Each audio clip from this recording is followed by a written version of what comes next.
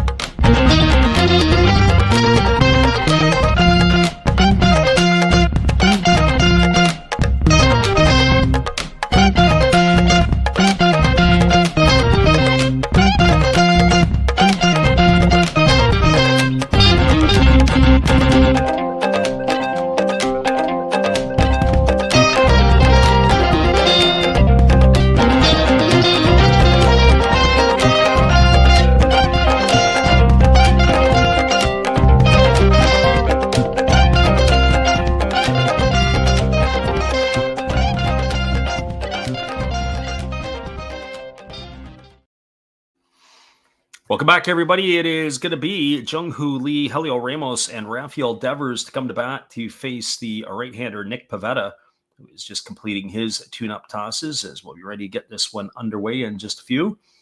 It is Pivetta taking to the hill in this one. In his first season with the Padres, he has been absolutely brilliant, going 12-4. He was a late free agent signing. Interesting why the Padres were his team, and certainly living on the West Coast growing up, would have probably seen the Padres quite a bit. So he is on the hill tonight. He has completed his tune-up tosses. We are ready to get this underway. Lee, Ramos, and Devers to come to bat. The umpires for tonight's game, as this game here will be, looks like it's John Lipka behind the plate. DJ Rayburn is working at first. Sean Barber is at second, and James Hoy is the third base umpire, and we are ready to get this one underway as the first pitch of the ball game ready to be delivered by Pivetta as he kicks and fires a 94-mile-an-hour fastball that pours in for a called strike, and we are underway at 6:41 Pacific or 9:41 Eastern if you're listening to us in the Eastern time zone. Right-hander kicks and fires. There's a fastball swung on. This ball is lifted into deep right center field. This ball could be trouble, and looking up, and this one is gone. A home run for Jung-Hoo Lee. So the game starts exactly the way last night's game has started, as the Giants' leadoff hitter deposits a shot into the right center field seats, and it is a 1-0 Giant lead on the second pitch of the ball game. And that is going to bring up Helio Ramos to the plate, who was the recipient of last night's home run in the leadoff spot, as he strides to bat. So Jung-Hoo Lee with his 7th of the year. I'd have to say it was a bit of a wall scraper, as it was only a couple of rows into the seats. So right away, the Giants are on the board. And the pitch to Ramos is a fastball taken for a called strike, and the count is quickly 0-1. So for Helio Ramos, batting .267, he's got 15 homers and 53 runs batted in. As Pivetta kicks and delivers, there's a fastball swung on. It's going to be lifted foul into the seats, and the count now goes to 0-2.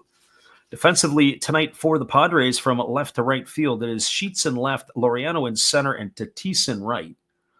Around the horn from first to third, Arraez is at first. The second baseman's Iglesias, with Bogarts at short and Machado at third, and the battery of Pivetta and Diaz. So here comes the 0-2 offering as the right-hander Pivetta kicks and delivers. There's a fastball that is swung on and fouled away, and the count remains at 0-2.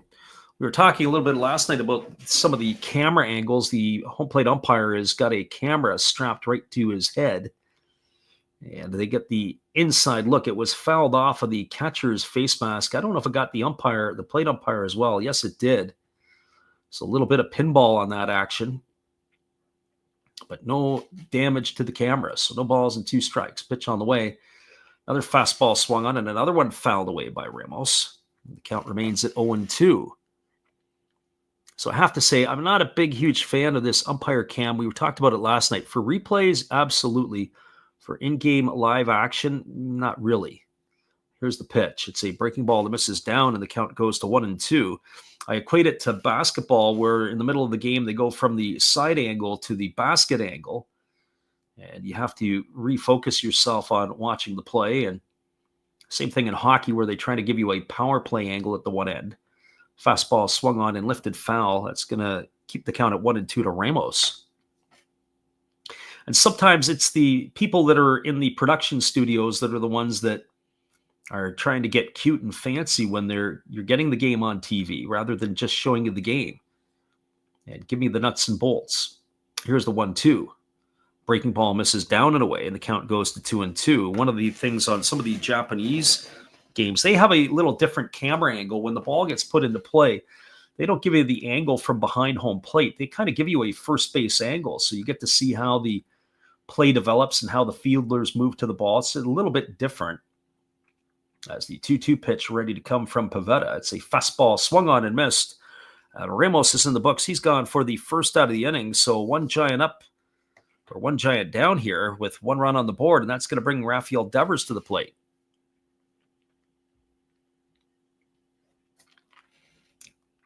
Well, for Devers, he's hitting .257 on the year, 24 homers and 82 runs driven in. Gets the night off from the field as he's the DH tonight. Last night he started at first base as the right-hander Pivetta delivers. There's a fastball at the knees for a called strike, and the count is 0-1 to Devers. Devers digs himself back in, ready to face the offering from the right-hander Pivetta.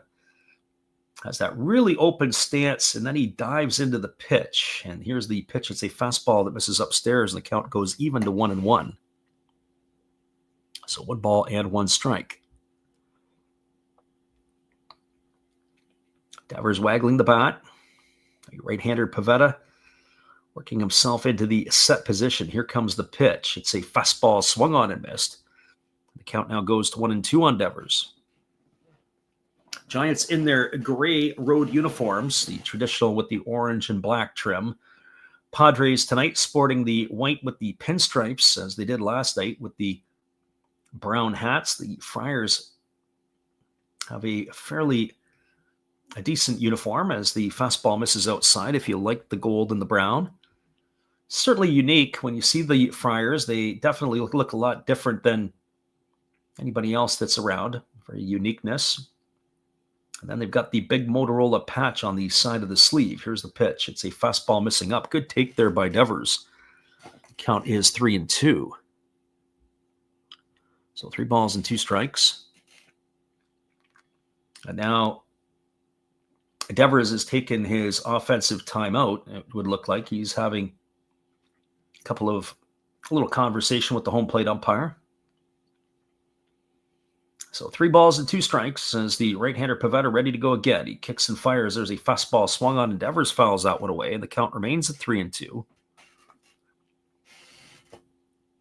We're undecided if we're going to be back on the airwaves again tomorrow. We thought about calling this one the last one before we head away, but we may consider doing the game tomorrow night with the Giants and the Padres. So it'll be almost a game time decision. There's a breaking ball that misses down and away, and it's going to be ball 4. Devers is going to make his way to first base. The ball ended up getting away from the catcher Diaz all the way to the backstop. So Devers aboard with a 1-out walk, and that's going to bring up Casey Schmidt to the plate. For Schmidt, he's batting .251 on the year, 7 homers and 24 runs batted in. As he gets himself set in the batter's box, ready to face the right-hander Pivetta here for the first time, as the right-hander ready to go. Kicks and delivers. There's a fastball swung on. It is lifted into shallow right field.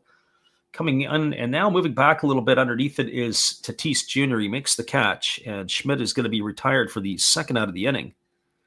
And that'll bring up the first baseman, Dominic Smith.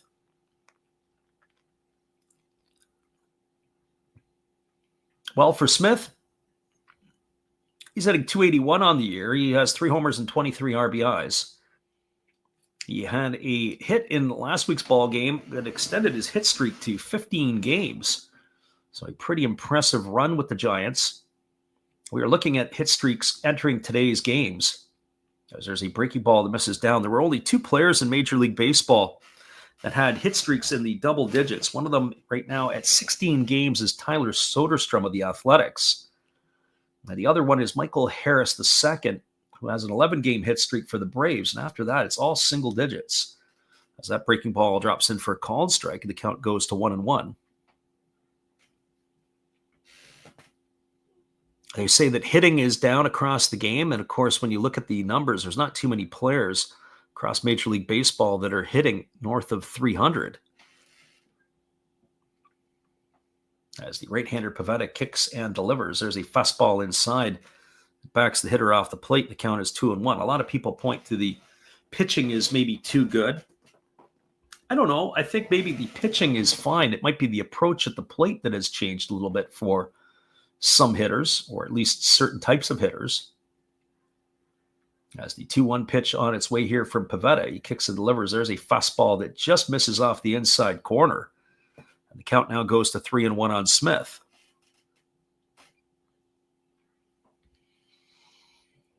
So 2 gone here in the first inning. The runner at first is Devers. The Giants put the first run on the board with a leadoff home run by Jung-Hoo Lee. And the pitch from Pivetta on the way as a fastball swung on, and it's grounded foul over on the first base side. And now the count goes full to Dominic Smith.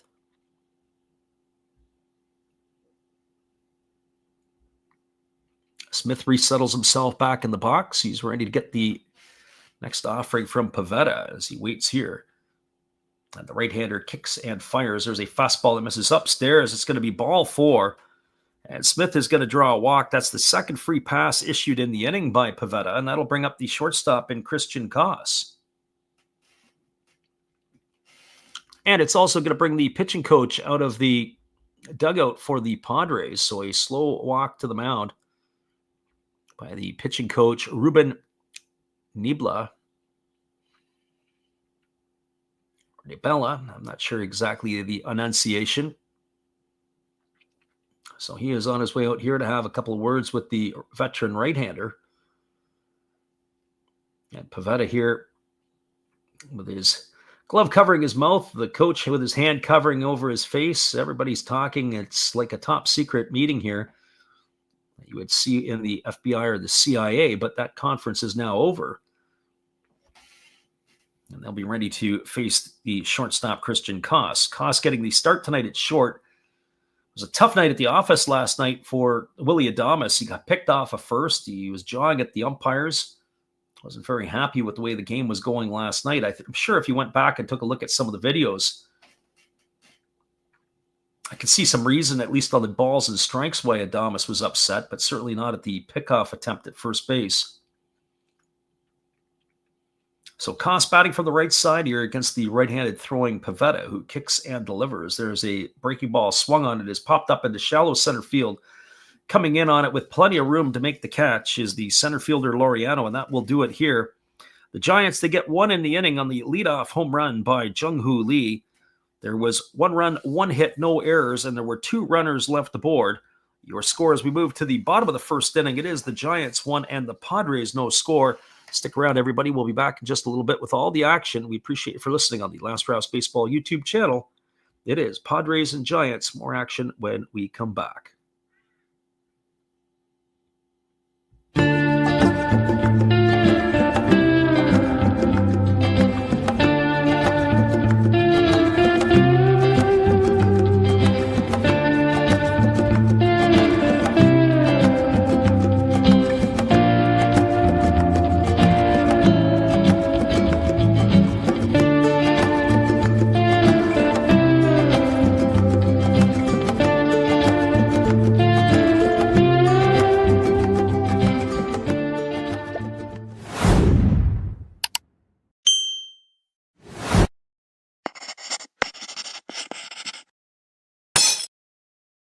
In between innings, we'll keep you entertained with our friend Steve Rademacher. After the game, be sure to go check him out and let him know that we sent you.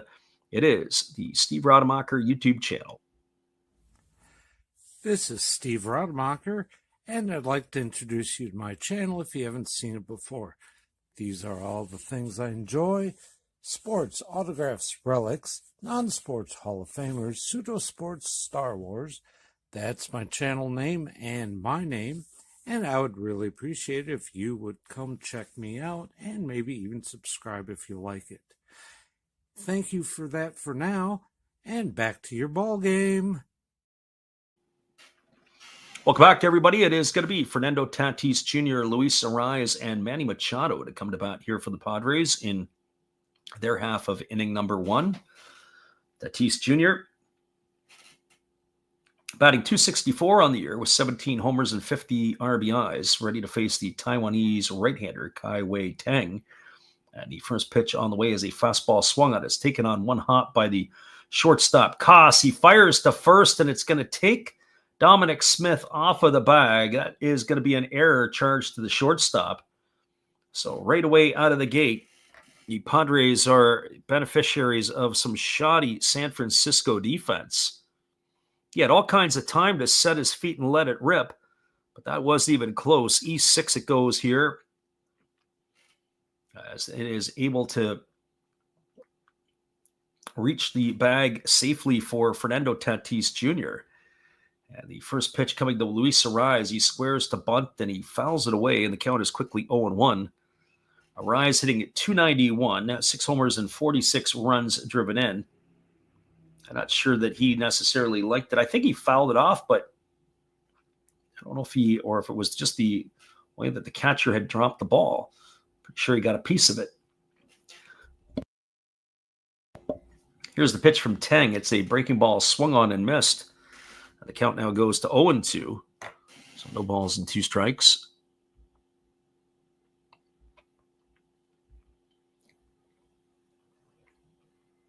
Tang ready to go back to work. He got roughed up in his last start against the Padres, giving up 6 earned runs in an inning and 2/3. So they've already seen him here in short order. Here's the pitch. It is a breaking ball swung on. This ball is lined into right field. It's going to get down for a base hit. Rounding second and heading to third is Tatis Jr., and the throw is going to come into second base, and Arraez is going to slide in safely with a double. And that is going to put 2 runners in scoring position. Arraez is at second. Tatis all the way around to third. They've got something brewing here to the Padres. And that is going to bring up the third baseman and Manny Machado. So look out. Tonight we're going to have ourselves some fireworks. Looks like early. Well, we saw it last night in the first inning when Nestor Cortes gave up 4 runs on 3 home runs, accounting for the 4 runs. As the right-hander Tang getting a sign from Bailey, and now he kicks and delivers. There's a breaking ball taken for a called strike, and the count is 0-1 to Machado. And certainly that's not the way you want to start the game, by booting a ball at shortstop early on. You want to try to give your young pitcher some confidence and some momentum. Here comes the offering. It's a fastball at 95 that misses off the inside corner, and the count goes even at 1-1. So 1 ball and 1 strike. Machado waiting here on the offering from the right-hander who kicks and delivers. There's a fastball swung on its chop slowly down the third baseline. They're going to have to hurry. The throw to first is in time, and they're going to get Machado, but it is going to bring the run in from third as Tatis comes in to score. And we've evened the ball game at 1. Ground out 5-3 on Machado. He gets himself an RBI. He's the first out of the inning. Arraez stops at third. And we're all back to square again with Ryan O'Hearn coming to the plate. And for O'Hearn, well, O'Hearn last night entered the game as the pinch hitter, and he delivered a 2-run blast off of Robbie Ray. And he couldn't repeat the magic in the 9th inning. As the right-hander kicks and delivers, the first pitch is a fastball that misses outside, and the count is 1-0. So 1 ball and no strikes.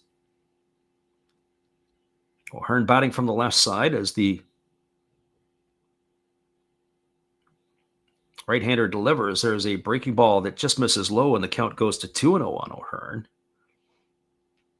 Xander Bogaerts to follow here in the inning for the Padres. As again, the right-hander works to the set. Here comes the pitch. It's a breaking ball that is swung on and missed, and now the count goes to 2-1 on O'Hearn. I have to say, the right-hander Tang, he's got a lot of bite on his breaking ball, and he does have some good swing and miss stuff. There's a fastball swung on. This ball's tapped foul over on the first base side. Now the count goes to 2-2. So 2 balls and 2 strikes.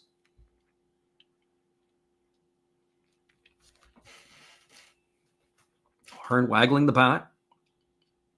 Waiting here on the offering from the right-hander who delivers. There's a fastball swung on, and it's fouled away straight back, and the count remains at 2-2. So 2 balls and 2 strikes.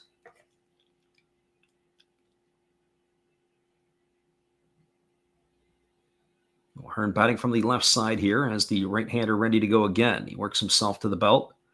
Here's the 2-2. Breaking ball misses upstairs, and the count now goes to 3-2.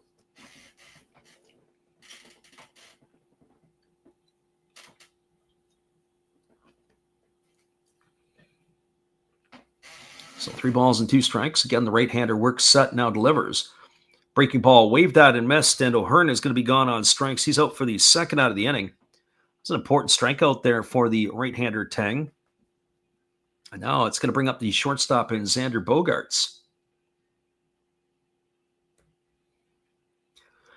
Well, for Bogaerts, he's hitting .266 on the season. He had 10 homers and 43 RBIs. He got robbed of a home run last night, as there was fan interference, was ruled to have gotten in the way of Helio Ramos taking a home run away from Bogaerts in the early going.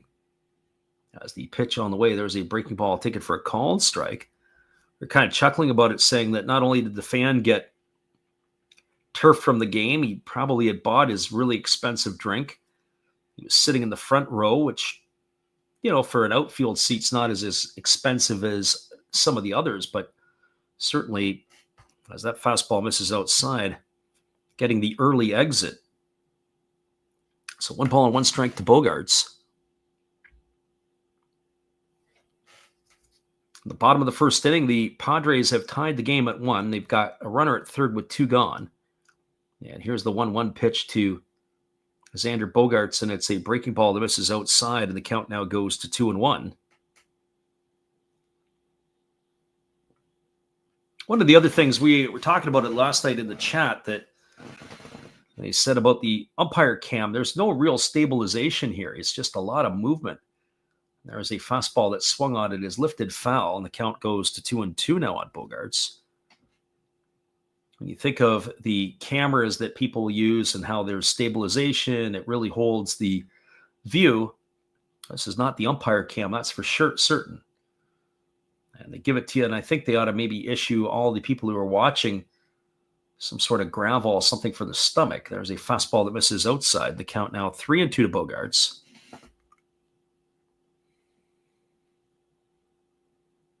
But we said use it for the replays, use it for something along those lines. But if you're going to use it for showing live play, it's very, very difficult in which to have to focus.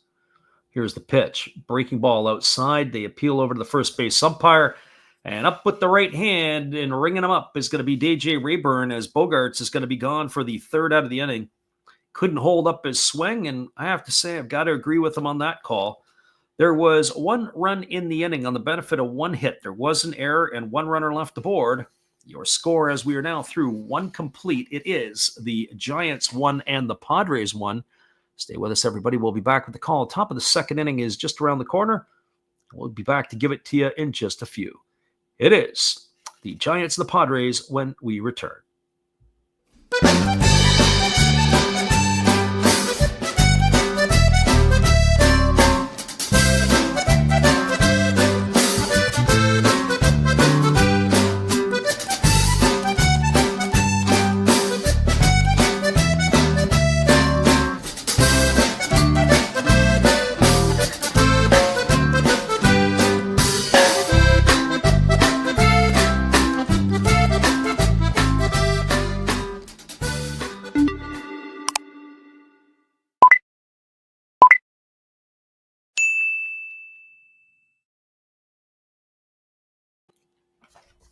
Welcome back, everybody. It is going to be Patrick Bailey, Drew Gilbert, and Tyler Fitzgerald to come to bat. That would be the 7, 8, and 9 hitters in the batting order for the Giants, as they are set to face Nick Pivetta for his second inning of work. Pivetta threw 20 pitches in the first inning. And of course, he served up the leadoff home run of the game to Jung-Hoo Lee, his 7th of the season. And the Padres answering right back with a run of their own in the bottom of the first, an unearned run at that, as Teng did his part. It was Jake Cronenworth who got hit by a pitch last night, who was out of the game, and it's allowing Jose Iglesias to be in the lineup here tonight.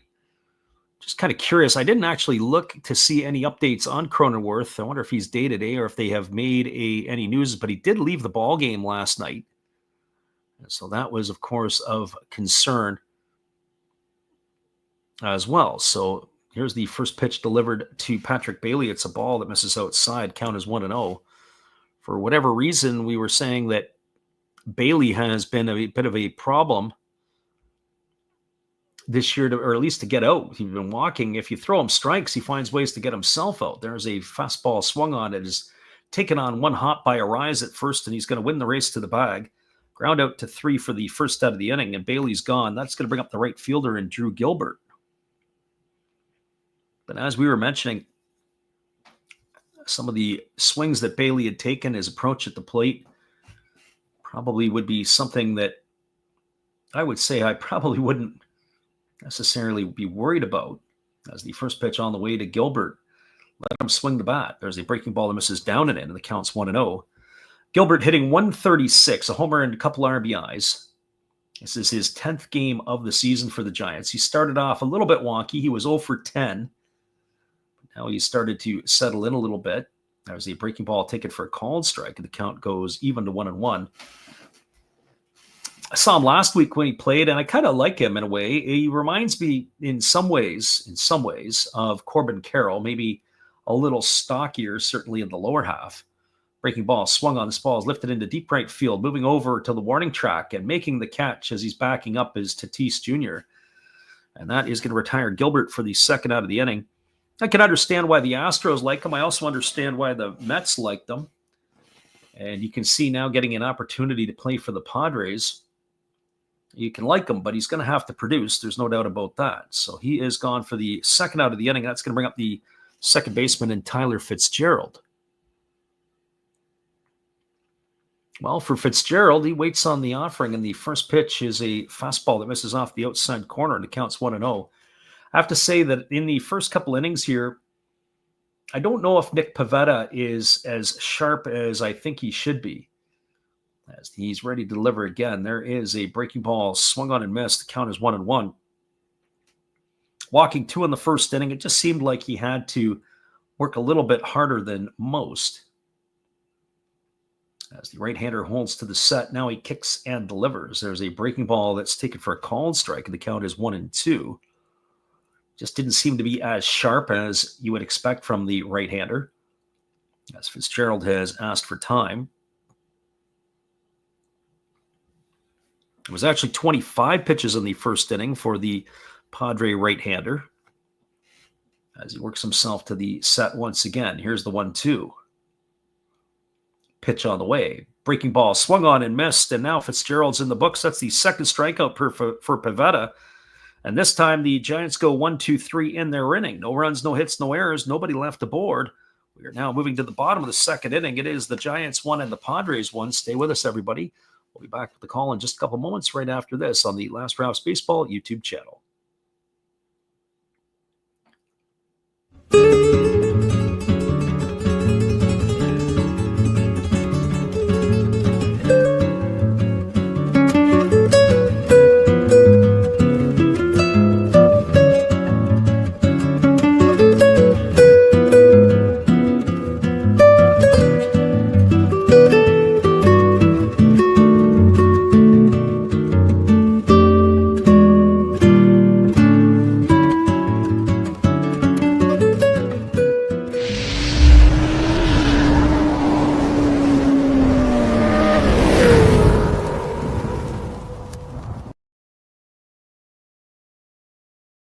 Hello, this is Eric Fox, formerly of the Oakland A's and Texas Rangers baseball teams.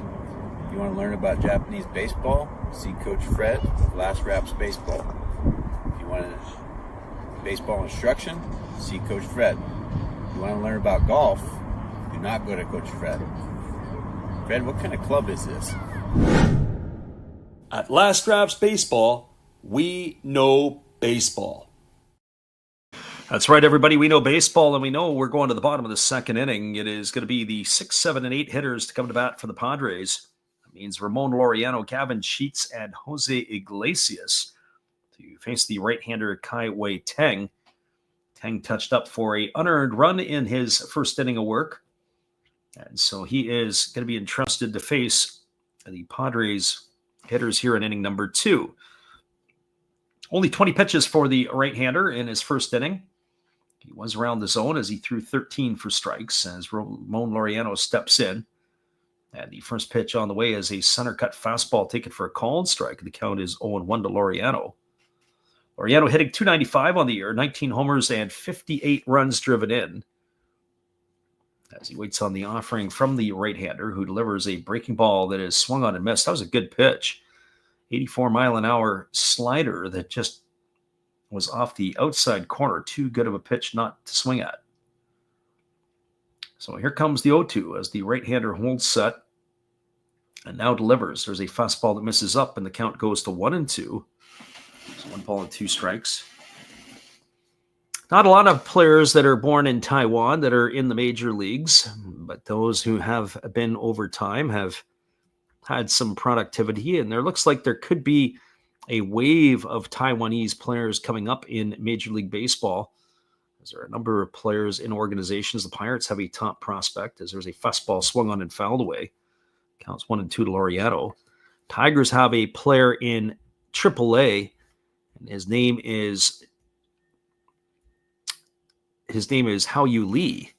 And Hao Yu Lee is certainly a hot prospect for the Tigers. They got him in a trade from the Philadelphia Phillies as that fastball misses outside. And that was for Michael Lorenzen a couple of years ago in a trade. And as they tried to bring him in to solidify their playoff run, there's a fastball that misses outside. It's now 3-2. The other player that was in the big leagues this year was Sung Chae Cheng, and he was the Pittsburgh Pirate prospect. He's a shortstop and a second baseman. He had a cup of coffee in the big leagues earlier. As we mentioned, there's a breaking ball swung on and missed, and Laureano's down on strikes. He's gone for the first out of the inning. That's the third strikeout for Teng in this one, and his third in a row. So those have been the hitters that have been in the big leagues. The last pitcher to appear in the big leagues, obviously, is this year's KY Teng. And Teng is one of a number of players to appear in Major League Baseball from Taiwan. There's a breaking ball taken for a called strike. 18 hitters or 18 players have come to the plate, 14 who have just pitched. As Gavin Sheets in the hole here at 0-1 swings at a fastball and pops it up over on the left side of the infield. Moving over underneath it with room to make the catch is Casey Schmidt, and he's going to put away Sheets for the second out of the inning. So 2 gone. Some of the players that you may or may not necessarily remember. I remember Fute Ni was a pitcher, and he was with the Detroit Tigers for a bit as he pitched back in the 2009 and 2010 seasons. CC Lee was another one, probably the longest tenure of all Taiwanese players. Breaking ball taken for a called strike by Jose Iglesias was Chinmen Wang. I remember seeing Wang pitch a number of years ago as he was with a few teams, but in particular, Wang was with the Yankees and the Nationals. There's a fastball swung on it, is hammered down the right field line, but it's just going to slice foul, and the count goes to 0-2 on Iglesias. He was with the Yankees, was Wang. He'd won 19 games in back-to-back seasons in 06 and 07. And then a litany of arm injuries after he started 8-2 with the Yankees in 08. Pretty much sent his career sideways, but he had himself more than a cup of coffee. He spent time with the Nats, the Blue Jays, and later with the Kansas City Royals. Here comes the 0-2 pitch. There's a breaking ball that misses down, and the count goes to 1-2. So 1 ball and 2 strikes it is. Hung Chi-Koo was a all-star, Major League all-star one year. There's a breaking ball that is waved at and missed, and Iglesias is in the books. So 2 strikeouts again here for Teng in the inning. As he looks like he is starting to find his groove, he retires the side here in order, 1, 2, 3. No runs, no hits, no errors, nobody left the board. 5 in a row now retired by Teng. We're moving to the top of the 3rd inning. It is the Giants and the Padres locked up at 1. We'll be back in just a couple of moments on the Last Raps Baseball YouTube channel after this musical timeout.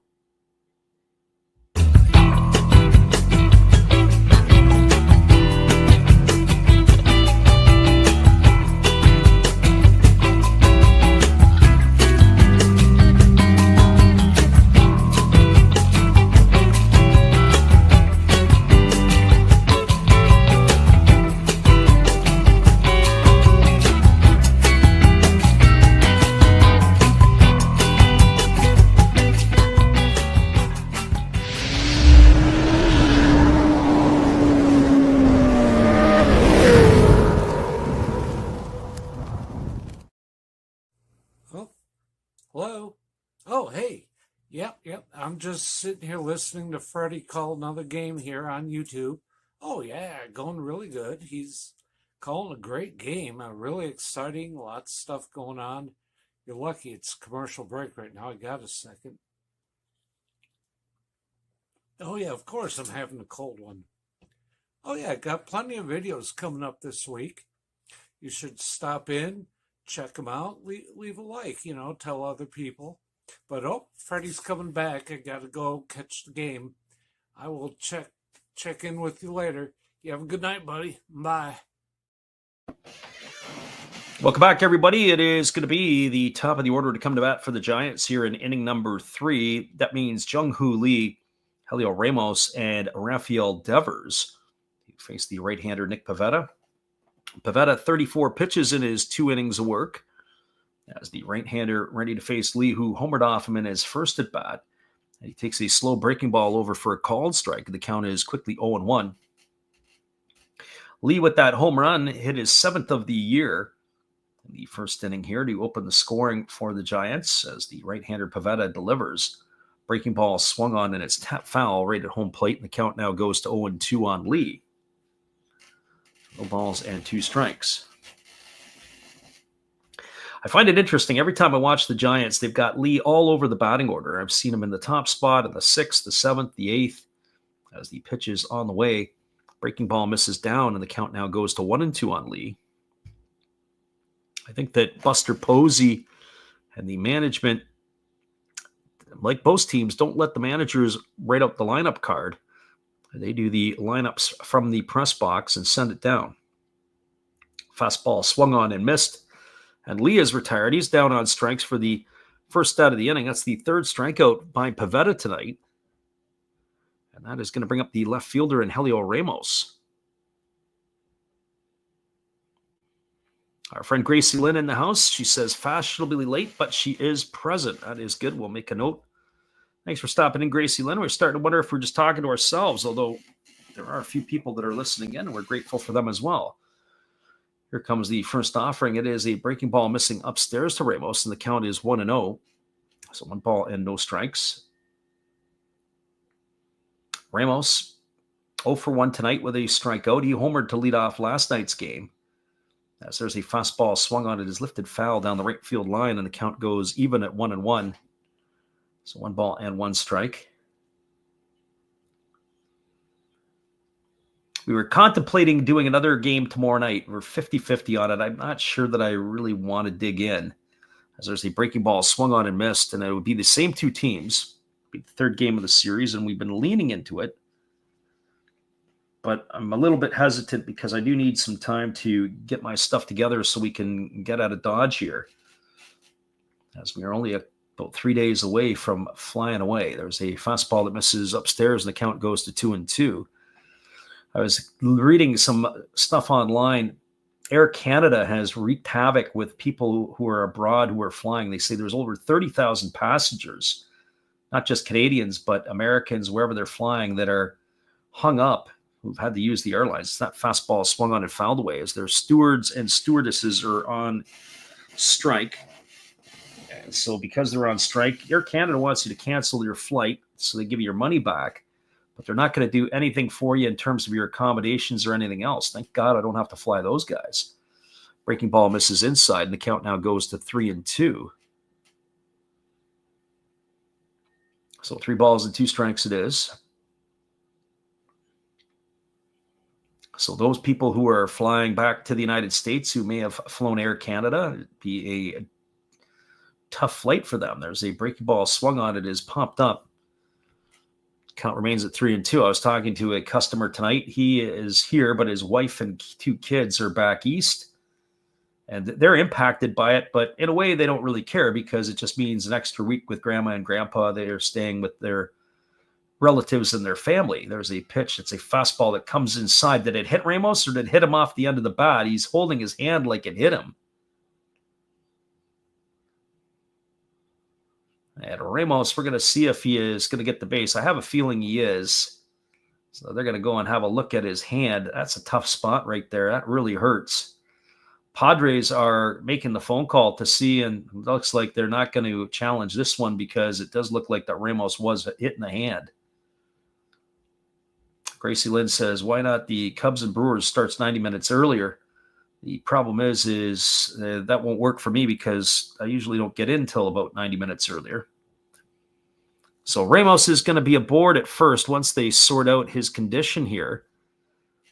That is a tough spot. I remember getting hit in the hand years ago, and it just felt for I don't know how long. It just never feels right for about 4 or 5 or 6 weeks. You're always going to be reminded, especially if it gets the right spot.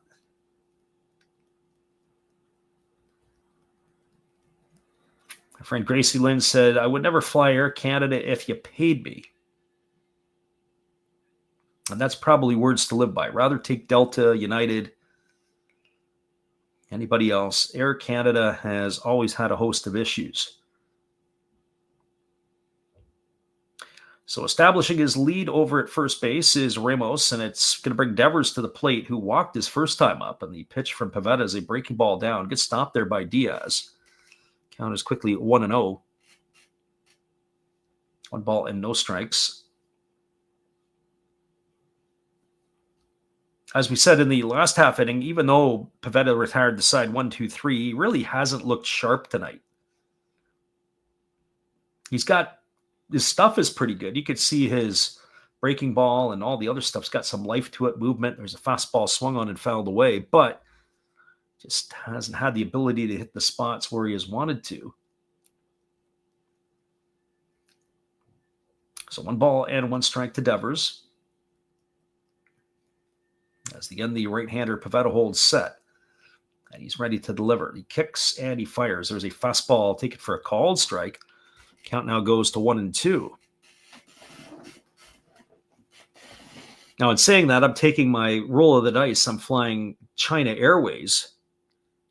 So I'm not sure. I hope I get there to our final destination, as there's a fastball swung on and missed, and Devers is in the books. He's gone on strikes for the second out of the inning, and that's the 4th strikeout now recorded by Pivetta. And that is going to bring up the third baseman in Casey Schmidt.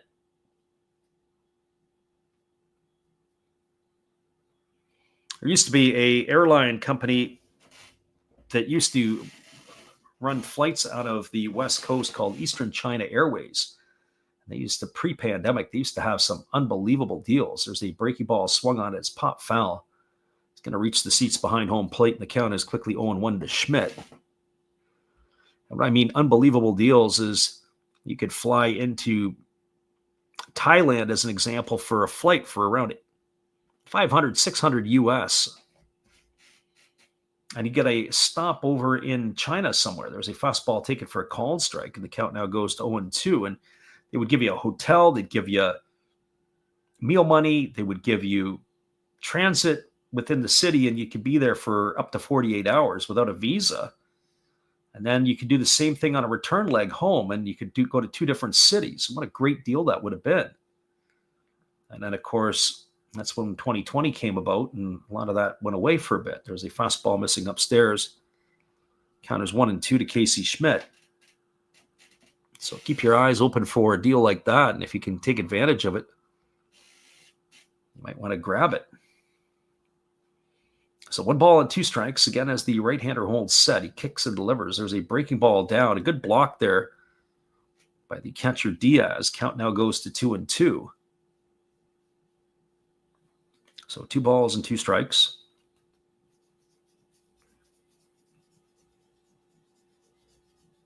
Wasn't really sure what to expect with this game tonight. Obviously, with Tang on the mound and having a rough couple of outings, his last couple, as the right-hander Pivetta kicks and fires. Breaking ball swung on and missed, and Schmidt is down on strikes. Well, around a hit batter, Pivetta strikes out the side. They had no runs, no hits, no errors. There was 1 runner left aboard. Pivetta now has 5 strikeouts in the game, and it looks like he may be settling down a little bit. We'll be right back in just a couple moments for the bottom of the third. It is the Giants 1 and the Padres 1. Stay with us, everybody. It is Giants and Padres on the Last Raps Baseball YouTube channel, but here's our friend Steve Rademacher to keep you entertained. We'll be back in just a few. Hello, guys. Thank you for joining Freddie here on his baseball game. And I'm Steve Rademacher, and my channel is really all about everybody, including all my international friends. We have such stuff as non-sport packs from Canada, the OP cheese. We have the Greek Freak. We have money from around the world. We have lira. We have yen. We have francs. We have pounds. We have Deutschmarks. We have all kinds of cool stuff like that. We even have some cooler things like Japanese women wrestlers and OPG baseball cards where I cannot read the back. We even have unopened material like the royal family, I know it's backwards, from London, England. Thank you for watching. Back to Freddie. Appreciate you there, Steve. We'll be back in just a couple moments. Our friend Gracie Lynn. I don't know about you, but I think I might want to be your agent because $2,500 from where you're located is quite a cost. I'll be right back in just 30 seconds with all the action.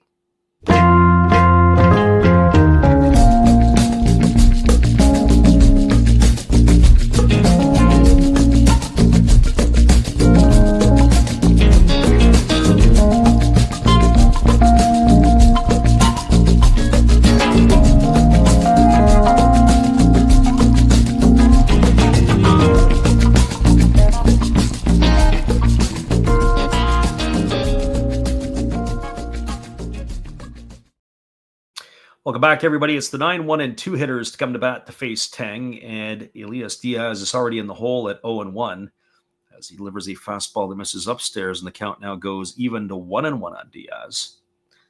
Diaz batting from the right side here against the right-handed throwing Teng, hitting .199 on the year with 5 homers and 22 runs batted in as he takes a fastball on the outside corner, and the count goes to 1-2. This is a free plug. It's not something that I get paid for, but there is a app that I use, or there's 2 apps I use to check flight prices. One is called Hopper, and the other one is Skyscanner. Those are the ones that I go to regularly to check flight prices. There's a breaking ball swung on, grounded over to third, fielded neatly by the third baseman Schmidt, and he fires a bullet to first. Ground out 5-3 is the first out of the inning. And that'll bring up the top of the order in Fernando Tatis Jr.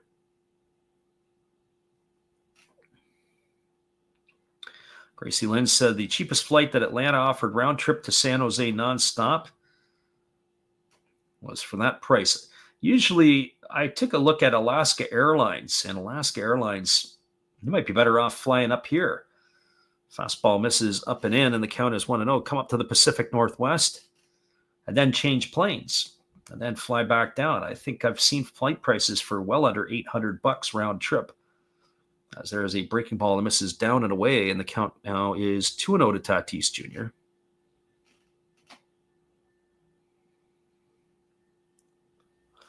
"33 pitches through the first 2 innings for Teng as he has settled down. There's a breaking ball that just catches the outside corner, according to the home plate umpire, John Libka.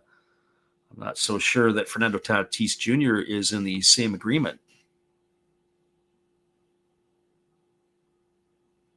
As the pitch is on the way, there's a fastball that misses down and away, and the count now goes to 3-1. 3 balls and 1 strike.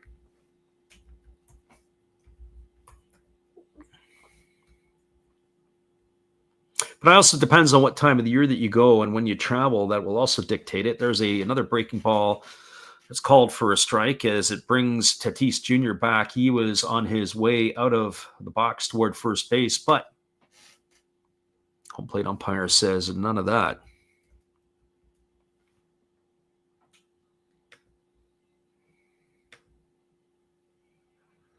So here comes the 3-2 offering as Teng holds set. Now delivers. It's a breaking ball that comes up and in. Almost hits Tatis Jr., but he's going to get aboard with a 1-out walk. That is going to bring Luis Arraez to the plate.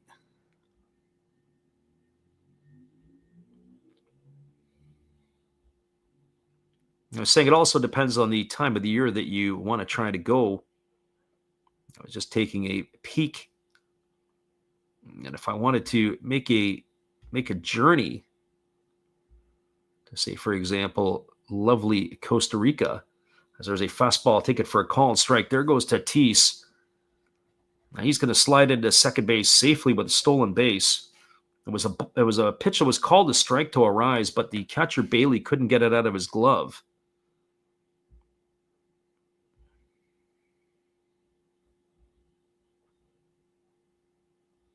Just trying to get a gauge, but for about the same amount of time in December when I go to Vietnam, there's a fastball that misses outside and the count goes even at 1-1. If I wanted to get a trip or a price to Costa Rica, I'd be looking at about 1,500 Canadian, which is about 1,100 US, or a little less, give or take. As that fastball misses up and the count now goes to 2-1 on Arise. But I don't know. That's out of Vancouver. If I wanted to go out of Seattle, and sometimes SeaTac is a little bit better, but sometimes it's not always. Of course, then you got to park and you got other things to do. Here comes the pitch, breaking ball. That's taken for a called strike, and the count now goes to 2-2.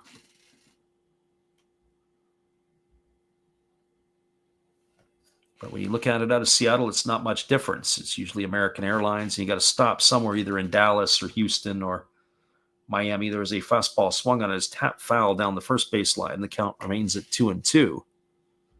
So 2 balls and 2 strikes.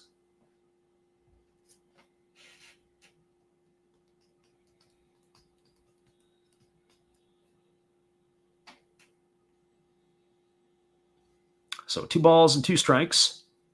Again, as Teng gets the sign from his catcher, he works himself set to the belt. Here's the pitch on the way. There's a fastball that misses up. It's now 3-2 to Arise. I have to say that Teng's got one of the cooler gloves. He's on the pocket. It's like a tiger or a bear. Looks like it's a full-on tiger, and he's got his name scripted in Mandarin, which is kind of neat. As the 3-2 pitch is ready to come here. On its way. There's a breaking ball swung on. This ball is lifted into deep right field, moving back onto the edge of the track, and making the catch is Gilbert. He's going to fire it back in. And Fernando Tatis Jr., I'm not sure what he was doing on that one. He didn't tag. He stayed right there at second base as Gilbert makes the catch in right field for the second out of the inning. And that is going to bring up the third baseman in Manny Machado. I get it. I know he's already in scoring position, but I think that would probably be something that you would want to have your runner do, is to be able to tag and get himself up 90 feet from the plate, because there's all kinds of different ways you can score from third base. As Tatis is bouncing around over at second base, Teng watching him intently, and now he steps off the backside of the rubber. I didn't see if he was in motion and running at the time, because obviously that would be a little bit different if Tatis was off to the races. Here's the pitch to Machado. It's a fastball swung on and fouled away. Count is quickly 0-1.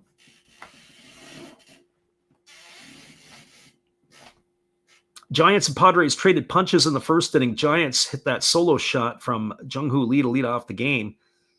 It was a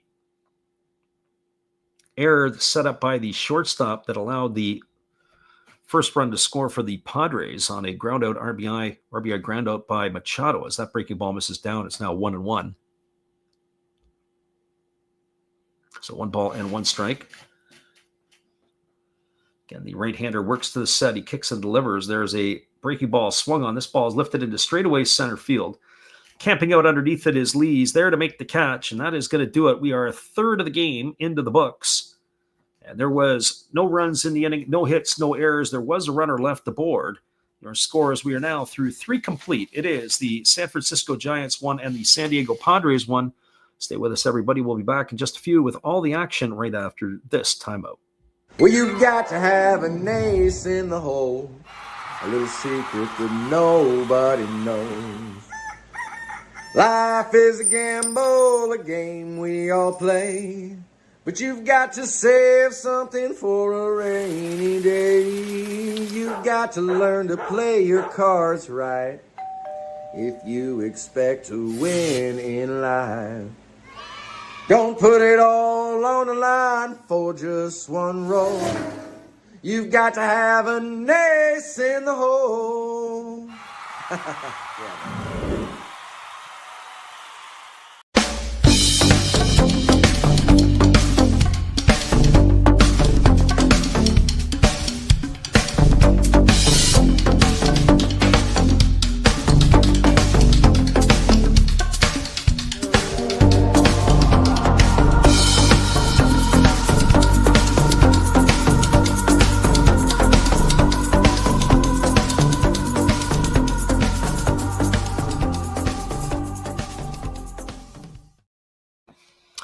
Welcome back, everybody. It is going to be Dominic Smith, Christian Koss, and Patrick Bailey to come to bat here for the Giants in their half of inning number 4, as it is Nick Pivetta, who has thrown 55 pitches in his 3 innings of work.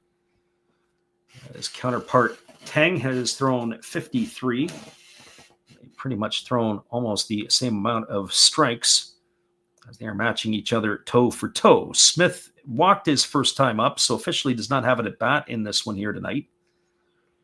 So he is coming to bat here to face the right-hander for the second time. There's a fastball swung on. It is lined up the middle for a base hit. And Smith is going to be aboard with a leadoff single here to start the 4th. And that'll bring up the shortstop in Christian Koss.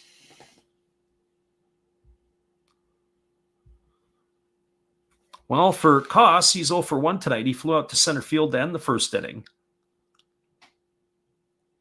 Getting the start at shortstop tonight, but it was his error that led to the Padres' only run. As he stands in on the right side here, waiting on the offering from Pivetta, who kicks and delivers. There's a fastball taken for a called strike, and the count is 0-1. For Pivetta, that was the second hit that he's allowed. First one since the home run in inning number 1. As Koss really cocking the bat. And he takes and swing at the breaking ball. He lifts it up over on the first base line, giving Chases a rise. He's over by the dugout. It's just going to sail into the seats, and the count now goes to 0-2 on Koss.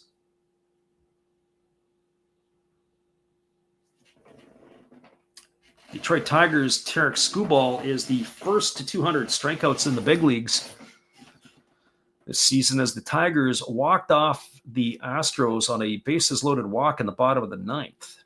There's a breaking ball that is waved at and missed, and Koss is in the books. He's gone on strikes for the first out of the inning. That is the 6th strikeout recorded by Nick Pivetta tonight. And we'll bring up the catcher in Patrick Bailey.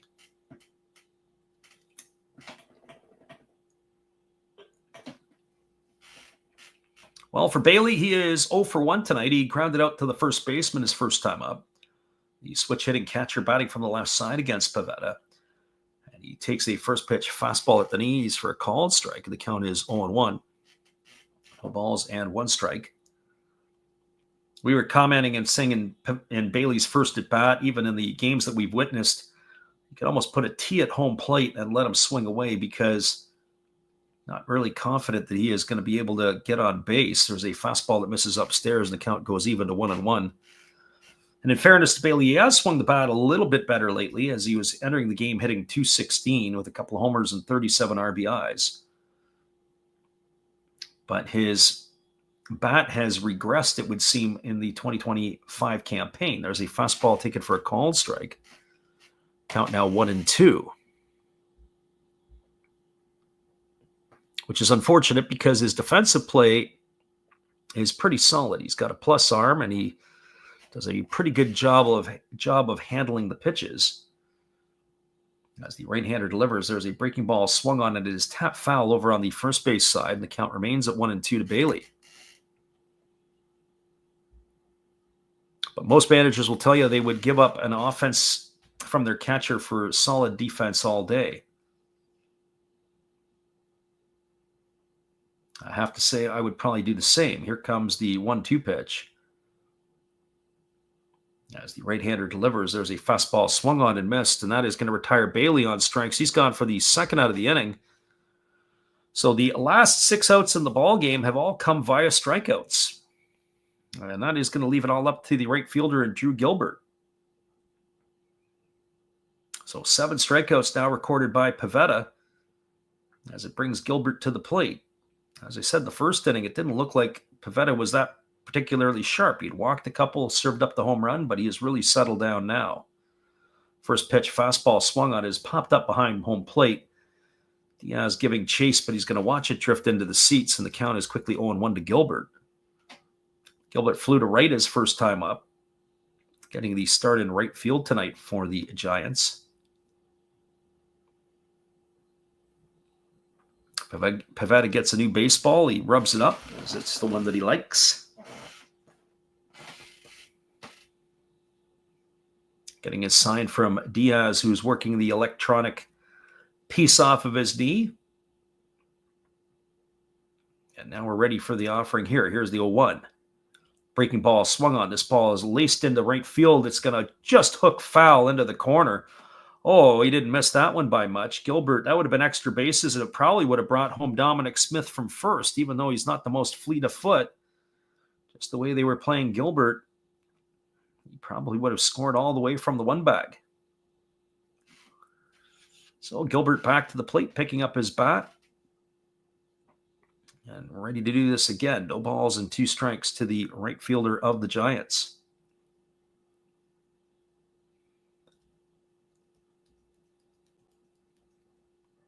So again, Pivetta working himself into the set. He checks the runner, Smith at first, now delivers. Fastball at 95, misses upstairs, and the count is 1-2. Just the way Pivetta's body works, it makes you wonder if his 94 or 95 runs a lot quicker than what you would expect. Sometimes you'll see pitchers, they throw heavy balls. It seems like it just gets on hitters in a hurry. He's got a lot of movement with his legs and his arms. There's a fastball that swung on and fouled away, and the count remains at 1-2 to Gilbert. So 1 ball and 2 strikes. We will keep you update from time to time on the out-of-town scoreboard, as there are a full slate of games across Major League Baseball tonight. Some of them on the East Coast have now ended, as there's a fastball that misses down, and the count now is 2-2 on Gilbert. There are currently 4 other games underway. We'll knock off those finals for you as we can do it. Here comes the 2-2 pitch as Pivetta kicks and delivers. There's a breaking ball swung on and missed, and Gilbert's down on strikes. And so again, Pivetta has struck out the side in the inning. He did it last inning. He's done it this inning. He now in our books has 8 strikeouts tonight through 4.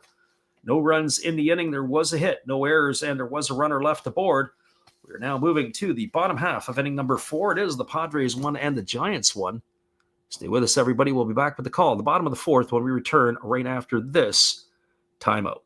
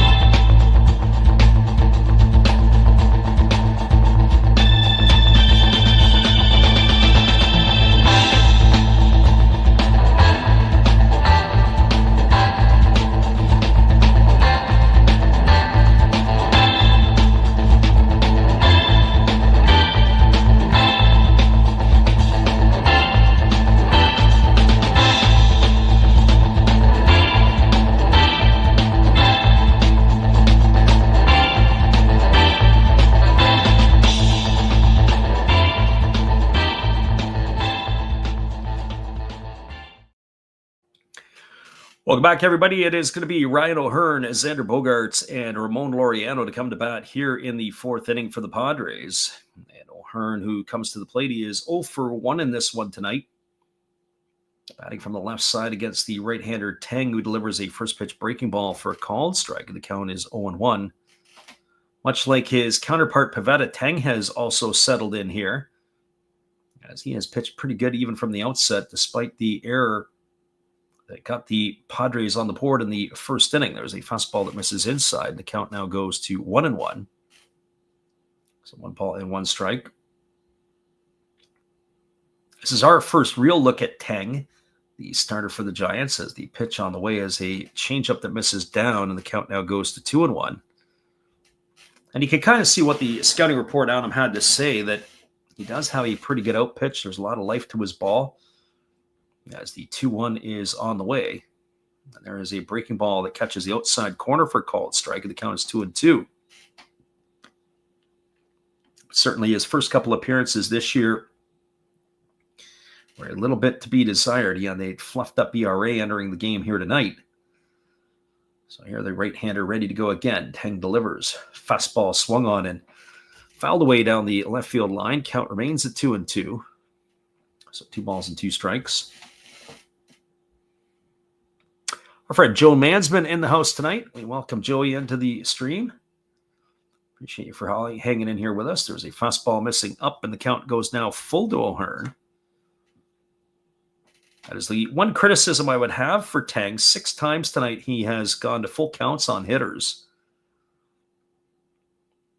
and he has only faced 13 batters. There is a breaking ball swung on. It is going to be grounded up the middle into center field, and O'Hearn is going to be aboard with a leadoff single here to start the 4th, and that'll bring up the shortstop in Xander Bogaerts. 60 pitches now for the Taiwanese right-hander, as Bogaerts will come to the plate, who is 0 for 1 tonight. He struck out his first time up against Teng.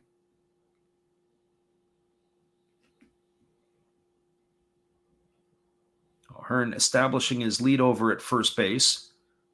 And Bogaerts waiting here on the plate from the offering from the right-hander. And the first pitch from Teng's a breaking ball swung on and fouled away. The count is 0-1. Joe says the Red Sox lost in 11 innings tonight.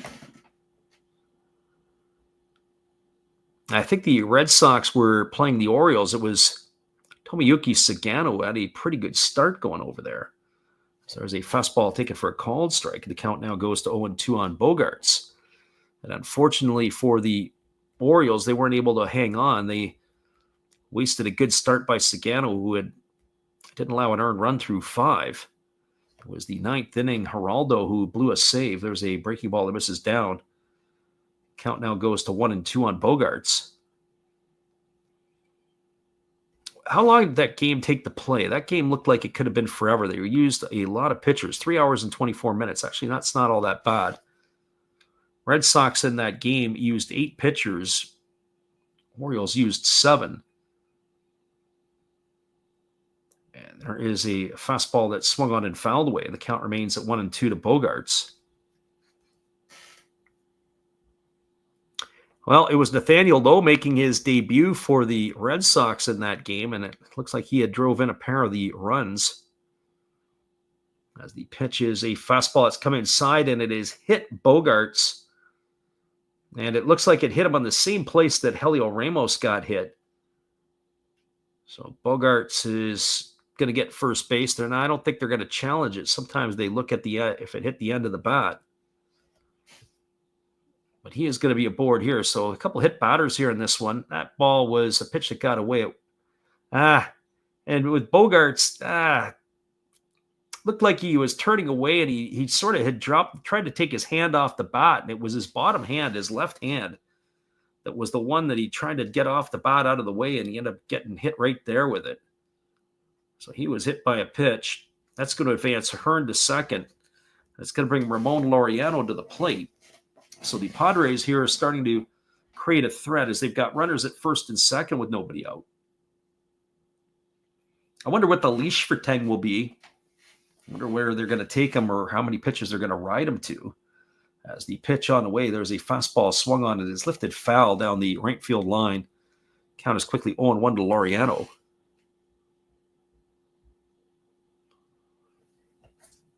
Joe said it screwed his parlay that he hit a 2-run shot in the 9th. Oof. And the pitch on the way, there's a fastball that misses down. The count goes to 1-1. Yeah, and he's now got 70 RBIs on the year. So I don't know. The Washington Nationals don't need guys who can hit people in or swing the bat. Very interesting. Well, it is Spencer Bivens who is up and throwing now in the Giant bullpen. So they've got action going on there as Teng finds himself in a bit of a jam. There's a fastball swung on it. It's grounded to third. They go to second for one, back to first. And it's not going to be in time. They might want to have a peek at this one here. So let's wait and see. Laureano does get down the line pretty good. Safe over at third was O'Hearn. So Bogarts is definitely erased for the first out of the inning. We're going to get a look on the replay. And I have a feeling that I do think that he may have beaten it out. We'll look to see if they, on our eye, it looks like that is probably going to be the right call. And that's exactly what it is. So a fielder's choice, it's going to erase Bogarts 5-4. He's gone for the first out of the inning. O'Hearn advances over to third, and it brings Gavin Sheets to the plate. So here comes the first offering from Teng as he delivers a breaking ball that drops in for a called strike right at the top of the zone. So no balls and one strike it is to Sheets.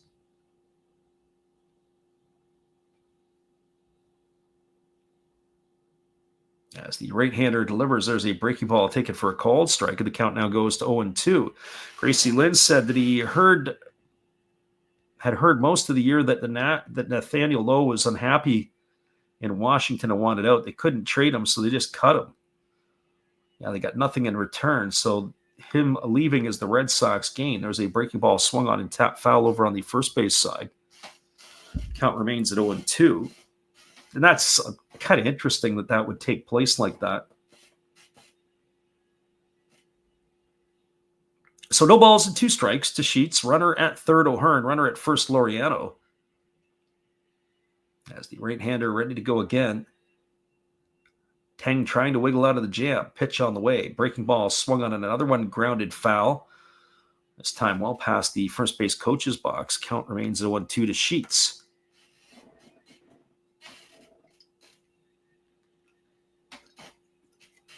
What I like about Teng here in particular is his breaking ball. I don't know if he's got an overpowering fastball, but he's got to spot that up a little better. Pitch on the way. Breaking ball swung on and fouled off into the feet of Sheets. He's going to have to walk that one off as the count remains 0-2. So Padres looking to do some damage here in the bottom half of their inning. And again, Teng leaning in, getting the sign from Bailey as he works himself to the belt. Here comes the 0-2. Pitch on the way, fastball swung on and lifted away into the seats, and the battle's going to continue here with Sheets. No balls and two strikes. He's got a steady diet of slop that he has been firing up to the plate here against the batter Sheets, although that fastball there up top was to change the eye level as he comes right back with a breaking ball, and that's grounded foul down the first base line. So no balls and two strikes it remains. This is going to be the eighth pitch of the at-bat coming up here to Sheets. Our friend Joe says he just popped in to say hello, and as he doesn't feel so hot, he's calling it a night. And there's a breaking ball that comes inside and nails Sheets right in the shins. Nothing worse than an 0-2 pitch and you drill a guy. That's going to load the bases. So Ryan O'Hearn is at third. Laureano goes to second. Sheets is now the runner at first. And this is going to bring up our friend Gracie Lynn's favorite in Jose Iglesias. It's also going to bring the pitching coach out to the mound and the interpreter. I have a couple of words there with Teng. It looked like it may have pinballed off his shin guard first and then maybe got him in the back ankle. No, yes, there it was. Shin guard first and then maybe the toe on the opposite foot. So that conference as Teng is done. I don't know why Teng's covering up his mouth to have the conversations. I don't know who would understand him outside of anyone who would speak Mandarin. I wonder if John Boy Media would be able to give us any type of play-by-play. I think that would be very amusing. Well, that brings Jose Iglesias to the plate. Iglesias 0 for 1 in this one. He struck out his first time up, and the pitch on the way is a breaking ball taken for a called strike. Count is 0-1. My guess here is if Teng can wiggle himself out of this inning, this might be the last inning that we would see him pitch here tonight. As the 0-1 is on the way, there's a breaking ball swung on, and it is lifted foul into the seats down the right field line. So Iglesias in the hole immediately. No balls and 2 strikes.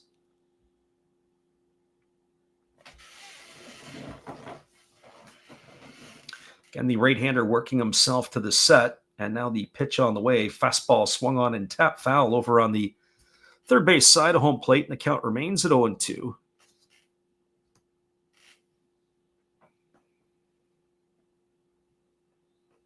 Gracie Lynn is suggesting that I'm going to sing. No, I'm not going to sing OMG, but I've got the vocals queued up for you, young lady. You can let her rip.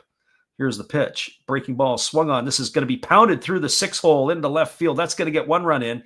Here comes the throw to the plate. It's going to get cut off by the third baseman, Schmidt. So that is only going to score 1 run. Stopping at third is going to be Laureano. The bases are still loaded. So an RBI single off the bat of Iglesias, bringing home O'Hearn. Laureano stopping at third, sheets over to second. And that's going to bring up the catcher in Elias Diaz.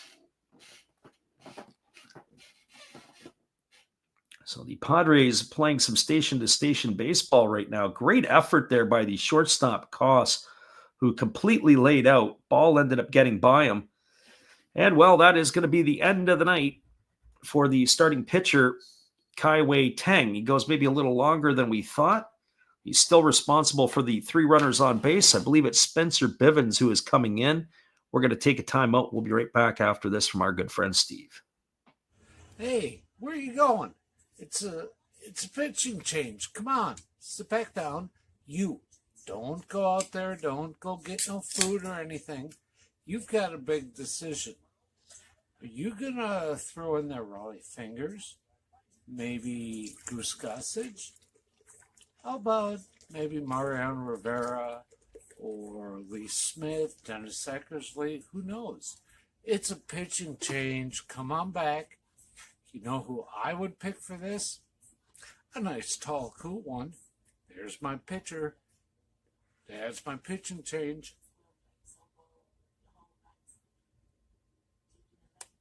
That's a winning combination. Come see my channel. You know, every day is opening day. And according to Bob, I must be in the front row. Blah. Welcome back, everybody. It is going to be the 31-year-old right-hander Spencer Bivens who's coming into the game to replace Kai-Wei Teng. For Bivens on the year, well, he has making his 41st appearance. He's got himself a record of 2-3. He has worked 60 1/3 innings out of the Giant bullpen. He's allowed 64 hits, 35 runs, 30 which have been earned. He has also walked 19 and struck out 48. And he's pitched himself to a 4.48 ERA. So he is taking over here for Teng. And the first batter he's slated to face is Diaz. And the first pitch at 96 is swung on and missed, and the count is quickly 0-1. So no balls and 1 strike. Bivens is going to try to keep this close here. As we said, all the runners on base are right now the responsibility of Teng. As again, the right-hander Bivens delivers a fastball that misses way upstairs. And the count now goes to 1-1. So 1 ball and 1 strike. Always a tough position to enter the ball game when the bases are fully loaded. And Bivens delivers a breaking ball that swung on. It's grounded over to third. They're going to come home with it for a force, and the only play is going to be at the plate. As sliding in was Laureano. He clips the foot of Bailey. That is going to be retiring Diaz here, retiring Laureano at the plate. It's going to be a fielder's choice. 5-2 on the putout. He's gone for the second out of the inning. Advancing to third is Sheets. Over to second is Iglesias. And Diaz safe at first, but they're not out of the woods, as it is going to bring Fernando Tatis Jr. to the plate. So the slide there by Iglesias with full intent to break up the double play, or the potential of it. I know that Bob Melvin has come out of the dugout. I'm not sure if he had an argument or what he had to say, but I don't know if they were going to look at that or if there was any type of intent. I personally didn't have any problem with it myself because it slid across the plate. Bailey catch the ball and get out of there. Here's the first pitch, and it's a fastball that misses down, and the count is quickly 1-0 to Tatis Jr. Well, for Fernando Tatis Jr., he reached on an error in the first inning, and he came around and scored a run off the ground out by Manny Machado, and then he walked and stole a base in the third inning. As the right-hander kicks and delivers, there's a fastball that misses inside, and the count now goes to 2-0. So 2 balls and no strikes. 2-1 ball game here for the Padres as they lead it in the bottom of the fourth. They got the bases loaded, 2 out, and Tatis Jr. at the plate. Again, the right-hander delivers. There's a 97-mile-an-hour fastball that misses way upstairs. Well, there's nowhere to put him. The bases are loaded, and Bivens has to pitch to him at some point. So here comes the 3-0 offering.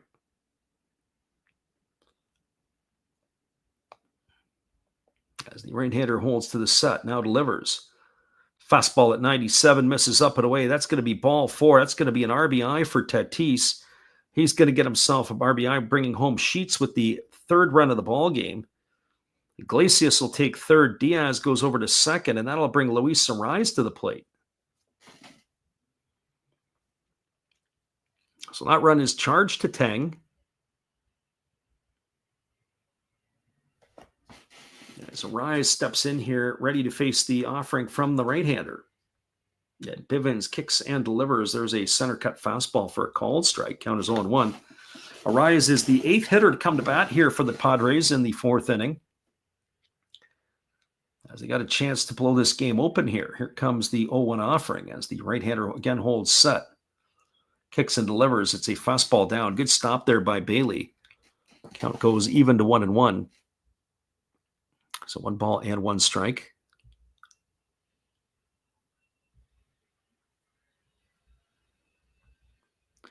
Arraez waggling his bat. As the right-hander again holds to the set position. Here comes the offering. Fastball swung on. This ball is lifted into left field. Started in on it, did Ramos. Now he backs up, backpedals, and makes the catch. And Arraez is going to be gone for the 3rd out of the inning. And that is going to do it. While the Padres strike twice, they get a pair of runs in the inning on the benefit of 2 hits. There was no errors, and there were 3 runners left aboard. Your score, as we are now through 4 complete, it is the Padres with a 3-1 lead over the Giants. Stick around. We'll be back in just a few right after this timeout on the Last Raps Baseball YouTube channel. Right back in just a bit.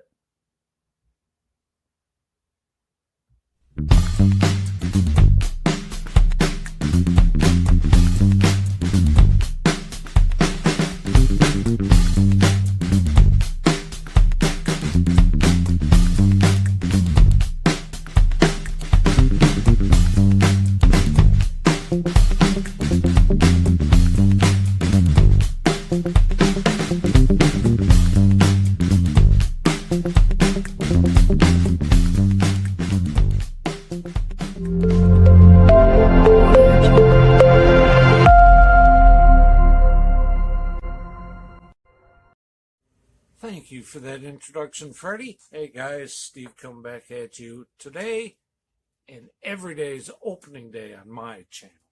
I open everything from hot sauce to beer to deviled eggs to Kansas soup to ravioli to sport card packs like you wouldn't believe. I open blasters of stuff. I open regular boxes of stuff. Speaking of hot sauce, I open hot sauce, which is often gifted to me from the community. I have it all. I open up Star Wars by the tons, including the Family Guy Star Wars. I have a bunch of wrestling that I do open, and I do non-sport cards like crazy. As you can see, we have it all. I even open Marvel, tons and tons of Marvel cards. But you never know, on my channel, you just may have a little trouble with tribbles too. Remember, opening day, every day. Thank you, Freddie. See you in the funny pages, guys. Welcome back, everybody. As the first pitch delivered from Nick Pivetta is swung on by Tyler Fitzgerald, it breaks his bat and he grounds out softly to second for the first out of the innings. So 1 up and 1 away here at the top of the 5th inning for the Giants. It'll bring up the top of the order in Jung-Hoo Lee. Well, for Lee tonight, he is 1 for 2. He homered to lead off the ball game and he struck out in his second at bat. So 1 for 2 as the right-hander kicks and delivers. There's a breaking ball that catches the top of the strike zone for a called strike. Count is quickly 0-1. So no balls and 1 strike. Pivetta ready to go again as he kicks and delivers. There's a changeup that misses upstairs, and the count goes even at 1-1. Only 2 hits allowed so far by the right-hander Pivetta. As the right-hander kicks and delivers, there's a fastball swung on. This ball is lifted into right field. It's going to get down for a base hit. Rounding first and heading to 2 is Lee. Here comes the throw, and it's going to be offline, and he is going to reach there safely. So Lee has got himself a 1-out double, his second hit of the ball game, and that'll bring up the left fielder in Helio Ramos. It's probably too good a pitch. 1-1, he got himself a center cut fastball, and he did not miss. He absolutely smoked that ball, did Lee. Leave that pitch out over the plate, and it can be a lot of damage done.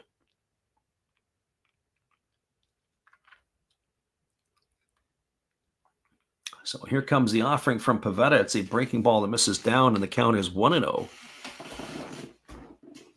Ramos tonight has struck out, and he's been hit by a pitch in his 2 at-bats. Batting from the right side as the pitch comes. It's a changeup that misses upstairs, and the count now goes to 2-0. So Pivetta not happy with the baseball that he has, and he flips that one out of play. And he's going to get himself a new piece from the home plate umpire to be able to work with. So 2 balls and no strikes. Again, Pivetta holding to the set position, checks the runner at second. Now he kicks and delivers. Fastball that's taken for a called strike, and the count goes to 2-1. So 2 balls and 1 strike it is. 3-1 Padres lead here in the top of the 5th inning as they have chased the starter Kai-Wei Teng. And the offer on the way, it is a breaking ball that misses upstairs, and the count now goes to 3-1. So 3 balls and 1 strike.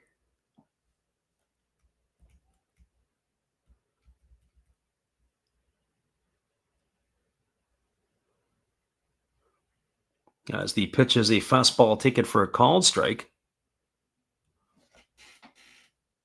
And the count now goes to 3-2. So 3 balls and 2 strikes it is. Again, the right-hander ready to go. As he kicks and delivers, there's a fastball swung on. It is lifted down the right field line. It is slicing toward the corner, and it's going to make its way into the seats, and that is going to keep the count at 3-2. So 3 balls and 2 strikes it is to Leo Ramos.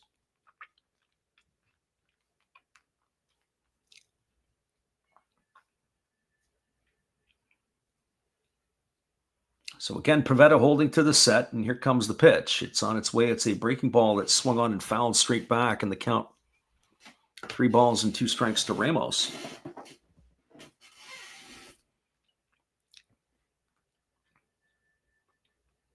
Again, Pivetta battling here against the right-handed hitting left fielder of the Giants. Again, works himself to the set. Checks the runner Lee at second. Now delivers a fastball swung on. This ball is lifted into deep right field.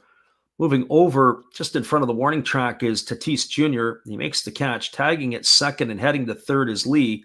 The throw comes in, but it's not going to be in time. He's going to be retired. Ramos is for the second out of the inning, and that is going to bring up the designated hitter in Rafael Devers.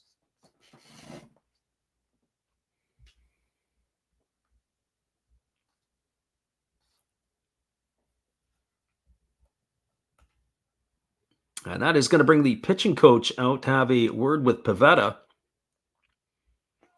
So interesting here. Pivetta is up to 82 pitches. They're going to discuss what they want to do with Rafi Devers and what they may want to do with him. Do they want to put him on so they could face Casey Schmidt? I wonder if that is the question that is going through here that they're asking Nick Pivetta. At least they can set up a force.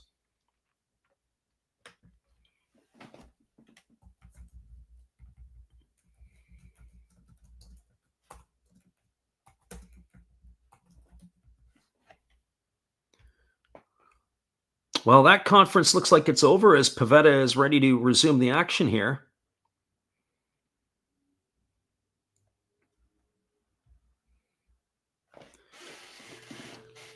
And we'll see what they have come to decide with Rafi Devers. I wonder if what they'll do is they pitch to him but not give him anything good to hit. Maybe they can induce a swing or two. They do have Adrian Morejon up in the bullpen. As the first pitch is on its way to Devers, it's a fastball that misses down. It looked like they wanted to come up and in. And Pivetta missed his spot, but nevertheless, no damage there. So 1 ball and no strikes. And maybe they get to a point where it gets to be 2-0 or 3-0, and then they end up just holding up the 4 fingers. But they're looking to see if they can induce a swing on a poor pitch. Here comes the 1-0 offering. It's a fastball outside, and the count now goes to 2-0. Sometimes you can get hitters that get a little bit antsy that they want to drive a run in.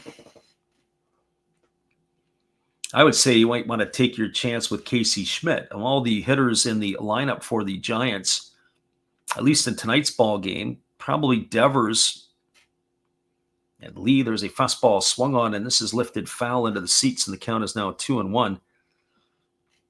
I would say probably Devers, Lee, Ramos, probably the one that would strike fear in me the most.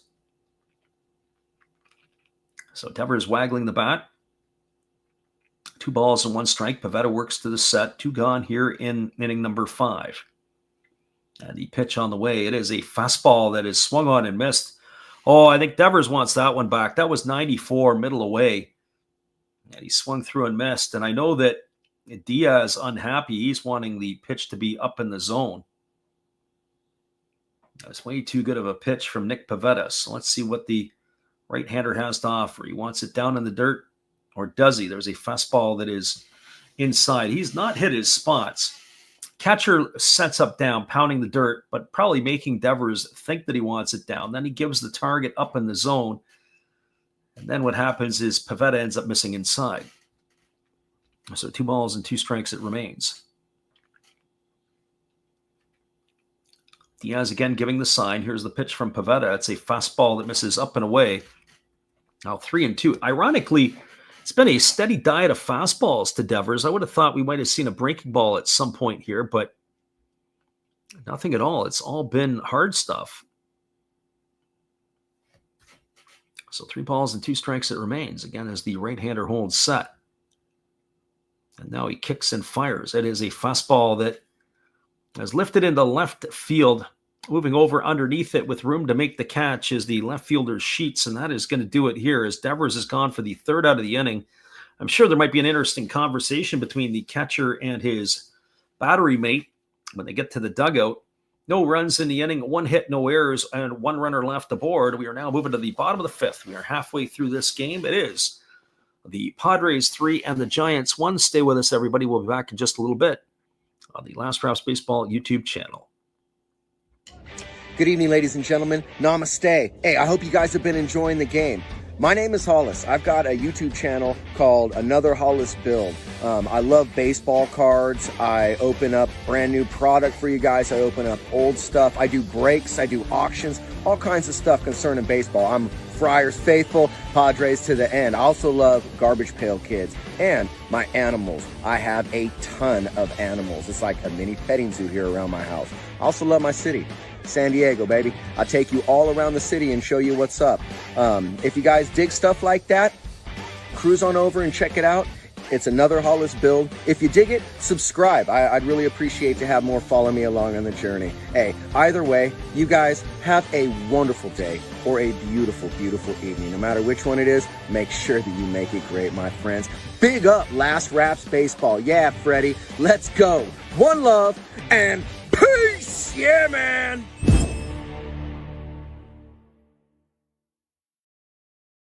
We'll be back in 30 seconds with all the action right after this.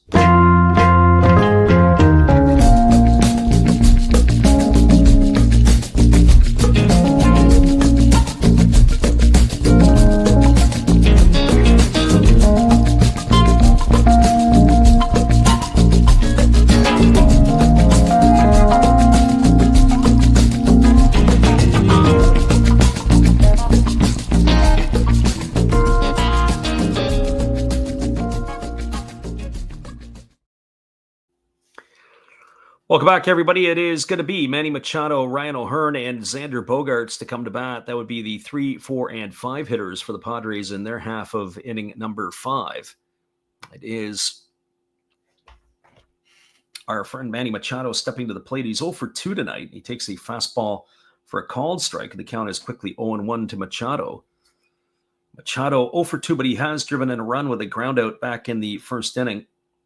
As Bivens kicks and delivers, there's a breaking ball swung on. This is lifted into left center field. This ball is going to get down, and it's going to get all the way to the wall.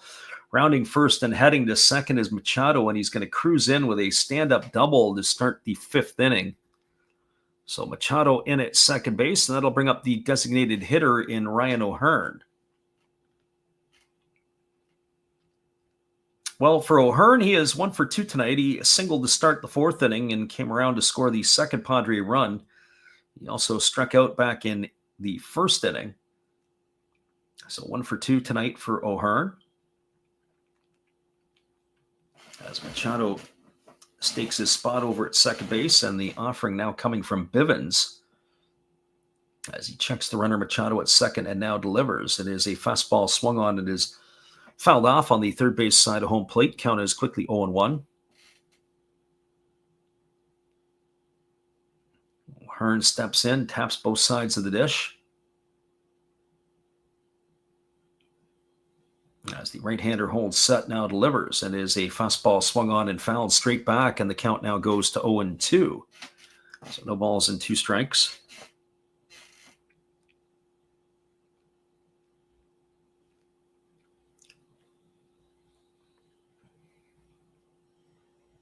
Again, the right-hander Bivens working to the set, checks the runner at second, now delivers. That's a breaking ball that misses outside. The count goes to 1-2. So 1 ball and 2 strikes.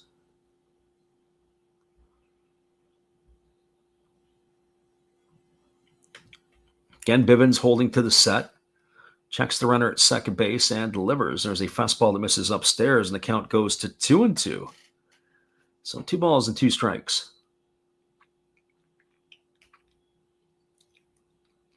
Again, the left-handed hitting. O'Hearn waiting on the pitch here from Bivens as Bivens kicks and delivers. There's a breaking ball swung on. This is lined into right center field. It's going to get down for a base hit. Machado running to third. He's heading home. Gilbert picks it in, up, fires it into second base. As that is going to be a RBI single here off the bat of O'Hearn. His hot hitting continues as Machado has increased the lead to 4-1. Padres are now enjoying themselves here tonight, and that is going to bring up the shortstop in Xander Bogaerts. Well, for Bogaerts, he is officially 0 for 1. He has struck out, and he was hit by a pitch.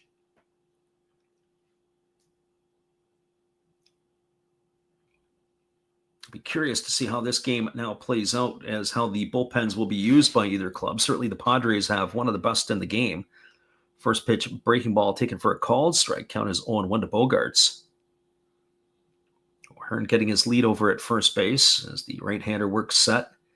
And he fires over, and diving back to the bag is O'Hearn.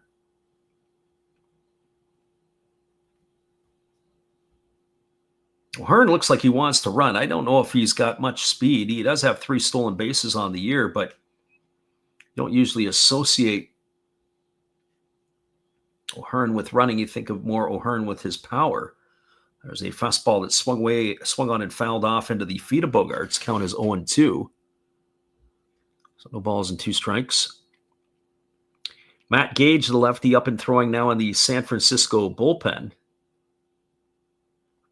We're talking about Gage, and we'll talk about him a little bit more if he does come into the game. As he has been very good this year with both the Tigers and the Giants. There's a fastball swung on at his top foul over on the third base side. The count remains at 0-2. Just to give you an idea, only 1 earned run in 20 innings for Gage. I think the Tigers might say that they would want him back because the Tiger bullpen has not been as good after the All-Star break as it was before. There's a fastball swung on and is fouled right into the legs of Bogaerts.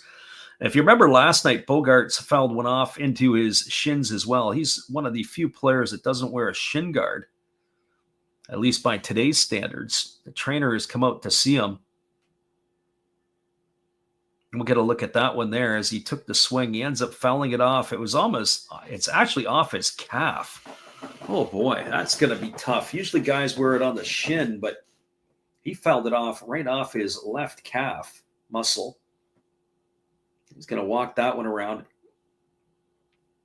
Anybody who's ever done something to their lower half, I talked about fouling a ball off my shin, but I one time tore a calf muscle later in life. I was refereeing some basketball, and I thought somebody kicked me in the shin or kicked me in the calf or in the back of the leg. At first, actually, I thought maybe it was like an Achilles tear or something. And the next thing you know, you're hobbling around and you're wondering what exactly happened. But I remember Josh Donaldson of the Toronto Blue Jays. He used to have all kinds of issues with his calves. So no balls and 2 strikes. It remains here to Bogaerts. It's a very, very painful piece. And one of our trainers had told me if you partially tear your calf muscle and it feels good in 2 weeks, take 2 more. There's a fastball swung on, grounded to third. They go to second for 1, back to first. It's got to be a double play. That's the ground ball you wanted after a guy fouls one off his calf. That is going to go in the books as a 5-4-3 double play, as that will retire both O'Hearn and Bogaerts, and that'll bring up the center fielder in Ramon Laureano.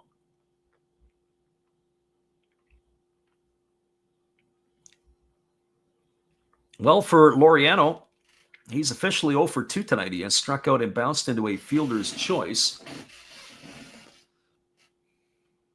As the first pitch is a fastball swung on, it is lined into right field. It's going to get down for a hit. And Laureano is going to be aboard for the second time tonight, but that's his first hit.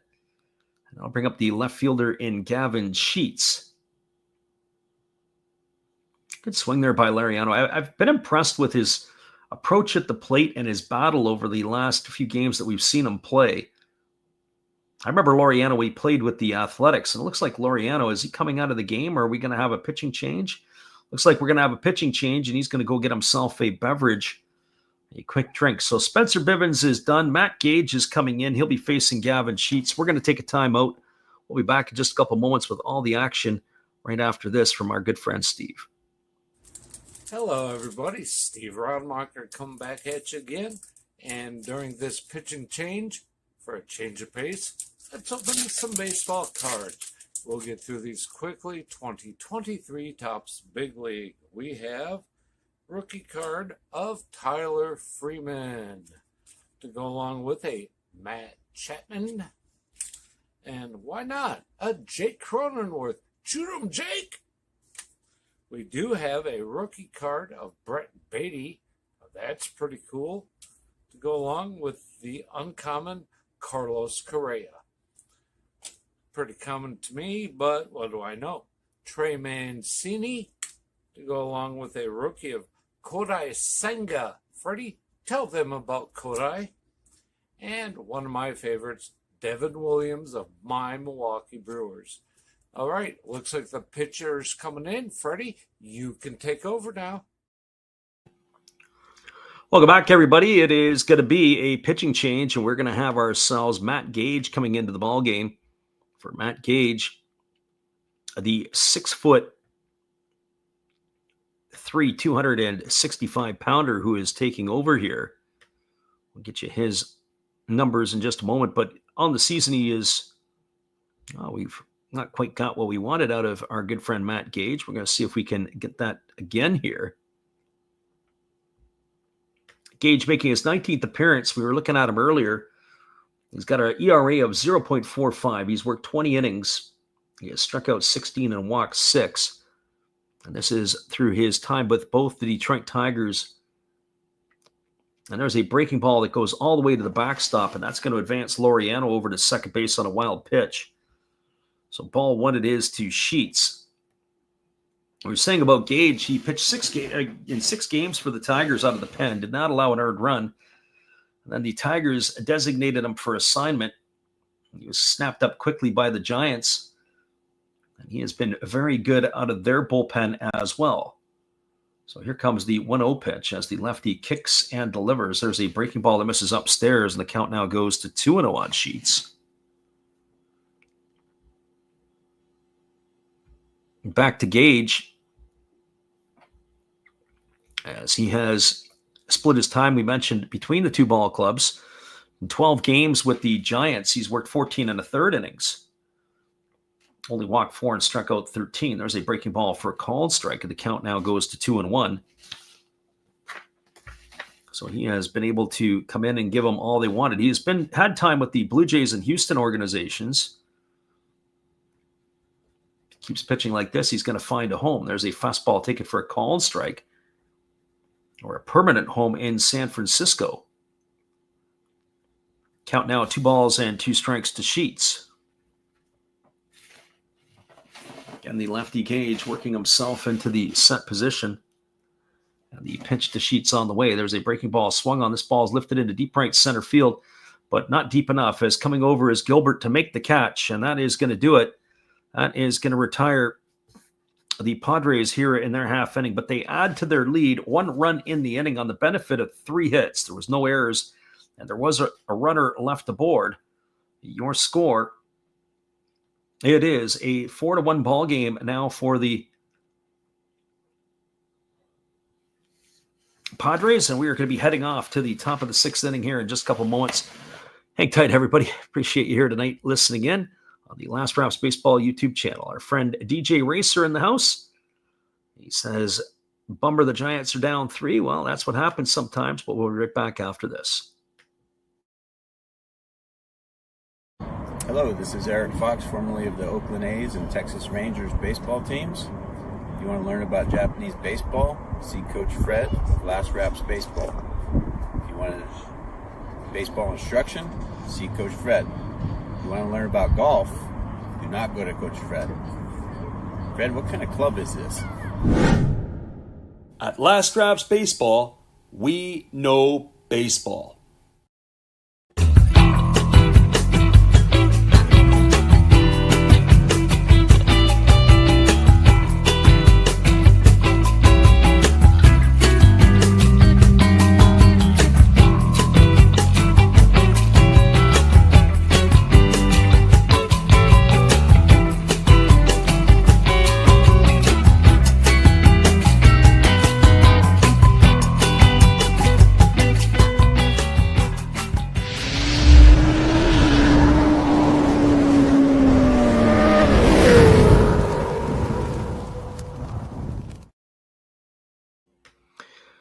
Welcome back, everybody. It is a 4-1 Padres lead as we move to the top of the 6th. We'll be back in just a couple moments with all the action.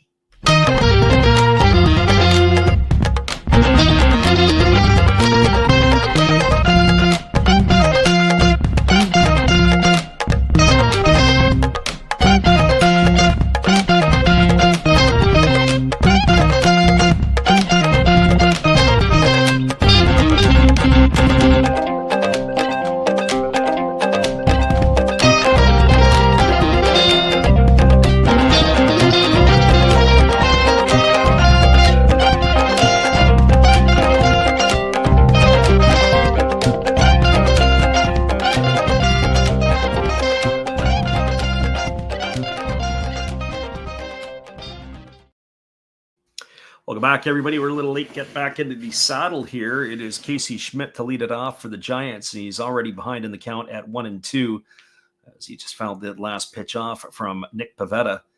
Pivetta at 89 pitches through his 5 innings of work. He kicks and delivers. There is a fastball that misses down. And the count now goes to 2-2. So 89 pitches through 5 for the Canadian right-hander. As the right-handed hitting Schmidt waits on the offering. Here's the 2-2. Fastball swung on. It is lifted into right field. It is heading down the line. It is slicing foul. And that is going to keep the count at 2-2 to Schmidt. So 2 balls and 2 strikes. This is the second of a 4-game series between the two clubs. Last night, the Giants won the opener 4-3. As the Padres are enjoying a 4-1 lead here in the top half of inning number 6. And the pitcher Pivetta kicks and delivers. It's a breaking ball that misses upstairs. Count now runs full to Schmidt. I would have to think that this is probably going to be the last inning for Nick Pivetta. One would have to think, assuming he can get through this one. Here comes the 3-2. Breaking ball swung on and fouled away. Count remains at 3-2 to Schmidt. Schmidt getting an opportunity with some regular duty over at third base. As the right-hander Pivetta holds himself at the chest, now delivers. There's a fastball taken for a called third strike. I'm not sure what Schmidt was looking for, but he is going to be down on strikes. That's going to retire him for the first out of the inning. That is now the 9th strikeout recorded by Pivetta, and by our count, that is the first one that he is able to retire a Giants hitter looking. So that is one in the books. And that is going to bring up Dominic Smith. I was saying that now that Schmidt has had a chance to play regular after Matt Chapman landed on the injured list, he has been playing pretty good ball. Fastball taken for a called strike. The count is 0-1. Smith tonight has been on base twice. He walked in the first and singled in the fourth. He's raised his season average up to 286. He has seemingly found a bit of a home here in San Francisco. There's a breaking ball that misses down, and the count goes even at 1-1. But with Rafael Devers getting time at first base, Dominic Smith is probably only going to be in that spot when Devers is the DH, as the 1-1 on the way. There's a fastball missing inside. Count now goes to 2-1. So 2 balls and a strike.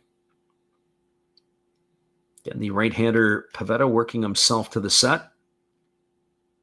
And he kicks and fires. There's a slow breaking ball that misses outside.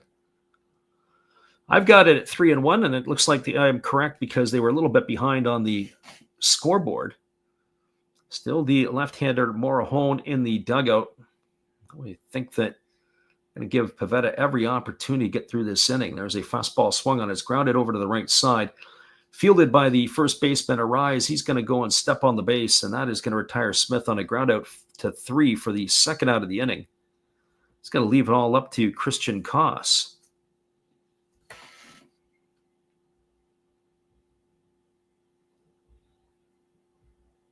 Well, for Koss, he's coming to the plate. He's 0 for 2. He has struck out and he's flown to center field. As Koss steps up to the plate. And the first offering from the right-hander is a breaking ball swung on and fouled away, and the count is quickly 0-1. So no balls and 1 strike.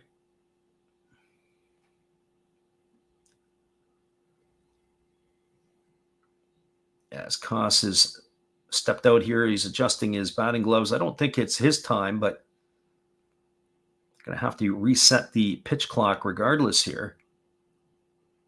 Pivetta had to get himself a new baseball. He wasn't happy with the one that he had ended up getting. They threw that one out of play, and we're ready to go again, as he's now at 103 pitches as the right-hander. Here comes the 0-1 offering. Breaking ball swung on and fouled away, and the count goes to 0-2. So we saw Robbie Ray go north of 110 last week, and here we are with Pivetta at 104. And I would think right here and now that this will be the last batter that he would face here tonight, one would think. Although the switch hitting Patrick Bailey, I don't think I would bring in a reliever to face him in particular. Here's the pitch on the way to Koss, and it's a fastball swung on and fouled away, and the count remains at 0-2. I was saying earlier this, I really don't like the way that he's been swinging. Our friend Gracie Lynn is tapping back in, saying that she's been listening, not necessarily chatting, although our chat's been semi-quiet tonight. Pitch on the way, breaking ball misses down and away, and it's 1-2 to Koss.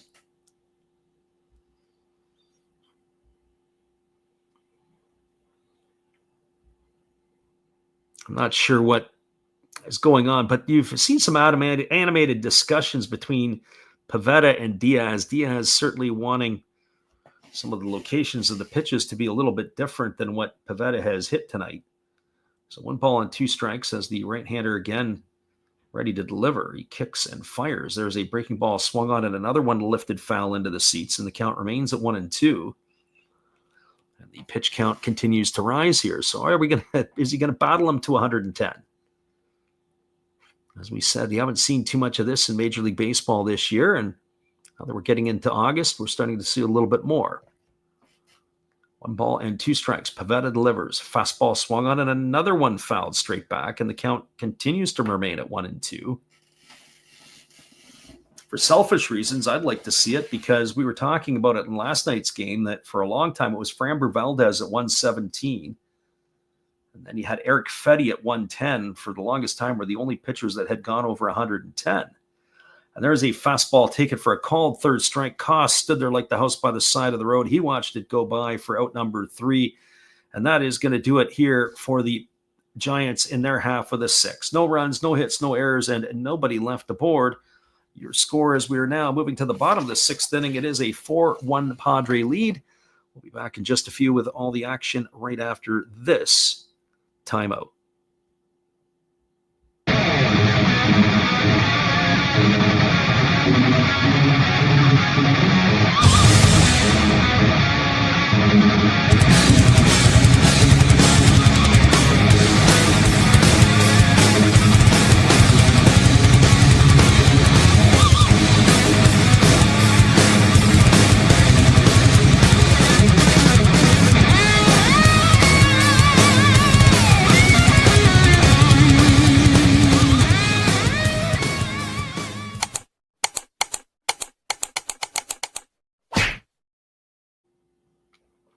We got ourselves a 4-1 ball game. We'll be back in just a few with all the action right after this. Oh, hello. Oh, hey. Yep. I'm just sitting here listening to Freddie call another game here on YouTube. Oh, yeah, going really good. He's calling a great game. Really exciting. Lots of stuff going on. You're lucky it's commercial break right now. I got a second. Oh, yeah, of course I'm having a cold one. Oh, yeah, got plenty of videos coming up this week. You should stop in, check them out, leave a like, tell other people. But, Freddie's coming back. I got to go catch the game. I will check in with you later. You have a good night, buddy. Bye. Welcome back, everybody. It's going to be the 8, 9, and 1 hitters slated to come to bat for the Padres in this one. It'll be Iglesias, Diaz, and Fernando Tatis Jr. I do have a pitching change for the Giants, as it's going to be the right-hander Carson Seymour coming on to the ball game. He is going to be the 4th pitcher used tonight by the Giants. So Carson Seymour on in relief, as he will take over from Matt Gage. So Seymour, the 6'6", 255-pound right-hander, ready to take over. He's 0-1 on the year. He's making his 9th appearance. He has worked 17 2/3 innings. He's allowed 18 hits, walked 7, and struck out 13. And he delivers a 98-mile-an-hour fastball outside for a ball. And the count is 1-0. So 1 ball and no strikes.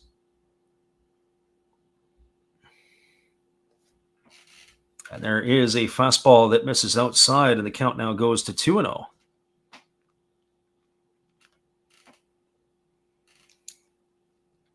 And the pitch on the way is a fastball taken for a called strike. And the count now goes to 2-1. So 2 balls and 1 strike.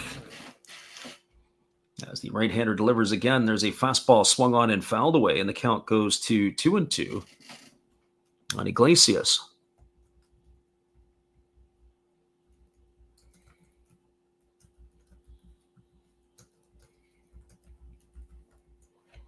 Again, the right-hander waggling the bat, kicks and delivers. There's a fastball that misses upstairs. Count goes to 3-2. So 3 balls and 2 strikes. Again, the right-hander kicks and delivers. There's a fastball taken for a called 3rd strike. Oh, that ball had a lot of backdoor run on it by Seymour. It looked like it was going to go off of the plate. And right at the last moment, it darted back over it. And it locked up Iglesias. He's gone for the first out of the inning. I think if I was walking back to the dugout, I'd be telling all the other hitters, hey, look out for that backdoor run. That pitch was pretty good. It must have moved. I don't even want to say how many inches it moved. It just had a lot of run to it. There was a fastball swung on, and Diaz lifted that back, that foul behind home plate, and the count is 0-1. Pitching coach is having conversations with Nick Pivetta. I would love to see Nick Pivetta come on out for another inning at 100-plus pitches. I don't think it's going to happen because the Padres, with their bullpen being pretty darn good, can bring it home with 3 different arms. Here comes the 0-1 offering as the right-hander Seymour delivers. There's a fastball that just misses off the outside corner. It was kind of like that fastball that Iglesias saw, but that one there just started a little bit too far outside. So 1-1, here's the pitch. It's a fastball swung on and foul tipped into the mid of the catcher, and the count is 1-2 to Diaz. So 1 ball and 2 strikes. Gracie Lynn was pulling for a Jose Dinger. I don't think that's going to be the case, and I don't think I'm going to have to sing OMG. As the pitch on the way is a fastball missing upstairs, and the count goes to 2-2. So 2 balls and 2 strikes to Diaz. Top of the order, Fernando Tatis Jr. to follow here. As the pitch on the way is a fastball that misses down. It's now 3-2. That's the other thing I noted with Carson Seymour is that sometimes the command of his pitches, I'd like to see where he ends up in another year or two. If he can just refine his skill a little bit, there's a lot of stuff to like here.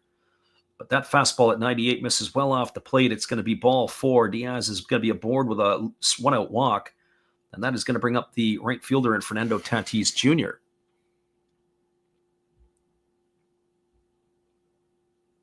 Well, for Tatis Jr., he strides to the plate. He's been on base all 3 times tonight. He reached on an error in the first inning and came around to score. He was also walked in the 3rd and walked in the 4th. He has driven in a run with that walk, and he's also stolen a base. And there's a fastball down, and the count is quickly 1-0. So 1 ball and no strikes. Now time has been called by Patrick Bailey. He's going to go out and have some words of wisdom for his right-hander.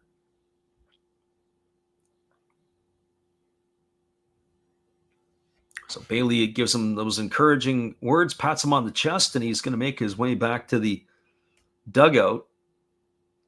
So 1 ball and no strikes it is to Tatis Jr.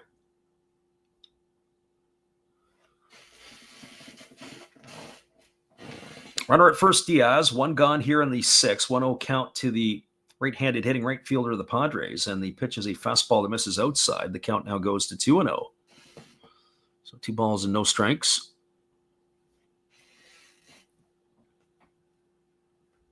Ironically, this game here, as the pitch is delivered, it's a fastball that catches the outside corner for a called strike. That was at 98. 98 with movement. That's the other part to this that is interesting to watch from Seymour. He's got that late life, lots of movement on the pitch, and it's pushing 100. There's a fastball swung on. It's grounded softly over to the left side, fielded on the bare hand by the third baseman Schmidt, and he fires it away. And it goes all the way down the right field line, rounding third. Is he going to head home, Diaz? No, but he's going to draw the throw. And he is going to stop over at third. I think if I was Tatis Jr., I would have just kept barreling around to second base, make him draw the throw all the way to the plate. Not that he's exactly has a ton of wheels. I'm going to see how they score that, but one would have to say it's going to be an error on the third baseman.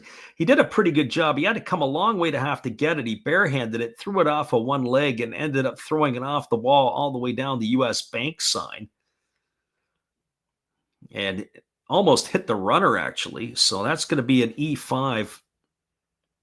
And diving back to the bag is Tatis. So runners are at the corners here. This is a good position for Fernando Tatis to be able to run. They've already burned one throw over to the base. So here comes the pitch. And there goes runner. No, but instead they try to backpick him at first base. Nice job there by Patrick Bailey. They did pitch out a little bit to Arise, so it's 1 ball and no strikes. I was talking about it last night. You don't often see a lot of pitch outs in the game today. Arise. He had to duck out of the way there. There's a fastball swung on, grounded foul past the bag at first base. The count is 1-1. So 1 ball and 1 strike it is. We'll start taking a peek at the out-of-town scoreboard. There are still 3 other games underway besides this one, but we'll start with the finals as we'll chip them off to you over the next couple innings here. As the pitch to Arise is a fastball swung on, grounded back to the pitcher, and Seymour spikes it in the dirt. Oh, my goodness. Koss able to hold on to it on the bag. They're going to get a fielder's choice there. That was a routine double play ball that was absolutely butchered. It is going to bring in a run. So it's going to be a fielder's choice. It's going to be an RBI for Arise. In to score the 5th run for the Padres is Diaz. And Tatis is going to be erased on the 1-6 putout on that fielder's choice at second base. He's out for the 2nd out of the inning. That is going to leave it up to the 3rd baseman, Machado.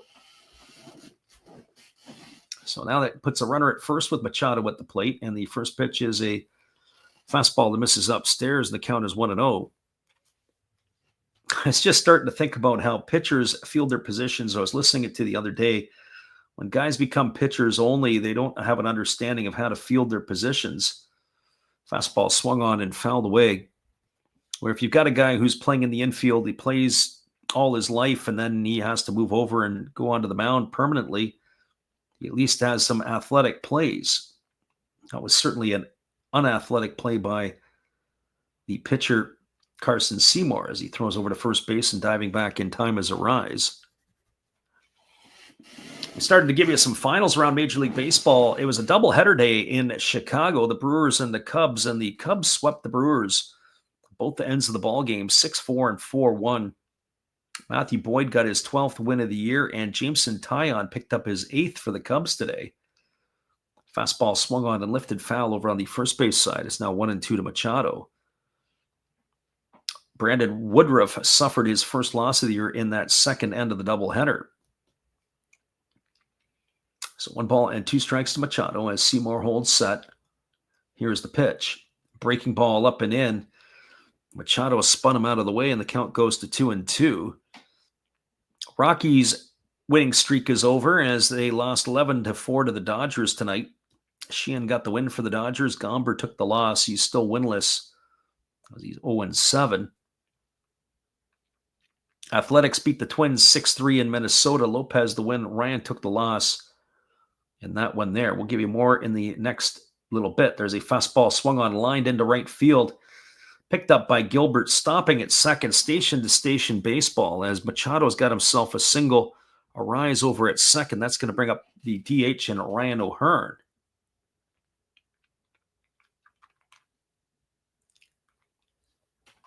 Keep running the score as well. The Padres continue to hit. The Royals beat the Rangers tonight 5-2. Braves had to use the good old-fashioned come-from-behind method to beat the White Sox. They scored 5 in the 7th and 2 in the 8th to win 11-10. White Sox blew themselves a lead. Here's the pitch from Seymour. It's a fastball missing upstairs to O'Hearn, and the count is 1-0. Orioles beat the Red Sox. They had themselves a 3-1 lead, and Nathaniel Lowe showed up with a 2-run knock in the bottom of the 9th to tie it. But it took the Orioles to 11 innings to win it. Here comes the 1-0 pitch. Fastball at 97, swung on and missed, and the count goes to 1-1. Phillies knocked off the Mariners tonight, 6-4 in Philadelphia. Other finals, Mets beat the Nationals 8-1. Cardinals knocked off the Marlins 7-4, and Blue Jays beat the Pirates 7-3. As that pitch is a fastball swung on and fouled away, and the count is 1-2 to O'Hearn. The other 3 games that are currently underway after 8 innings, the Angels and the Reds are tied at 4. Top of the 8th inning, Yankees are laying it to the Tampa Bay Rays 12-2 as the runner, Arise, takes off for third. They try to throw over to third base, and Arise goes sliding in, and he steals third. Not sure what Seymour was doing out there. Looked like he may be having a nap on the mound. So he had come, and Arise just took off, and then when he stepped to throw, the throw was offline. And Arise able to take the base and catch the pitcher napping. So runners on the corners here. It's still 1-2 to O'Hearn. Here's the pitch. Fastball at 98, swung on and missed, and O'Hearn has gone on strikes. He's out for out number 3, and that is going to do it here. But they add another run to the board to the Padres. They got 1 run in the inning on the benefit of 1 hit. There was an error, and there were 2 runners left aboard. Their scores were now through 6 complete. It is the Padres 5 and the Giants 1. We'll be back in just a few with all the action. Stick around with us, everybody. Our friend Gracie Lynn says Joe Adell has a 2-homer night for the Angels tonight. That's good news. Joe Adell, maybe comeback player of the year? I guess we'll have to wait and see. We'll be right back after this timeout.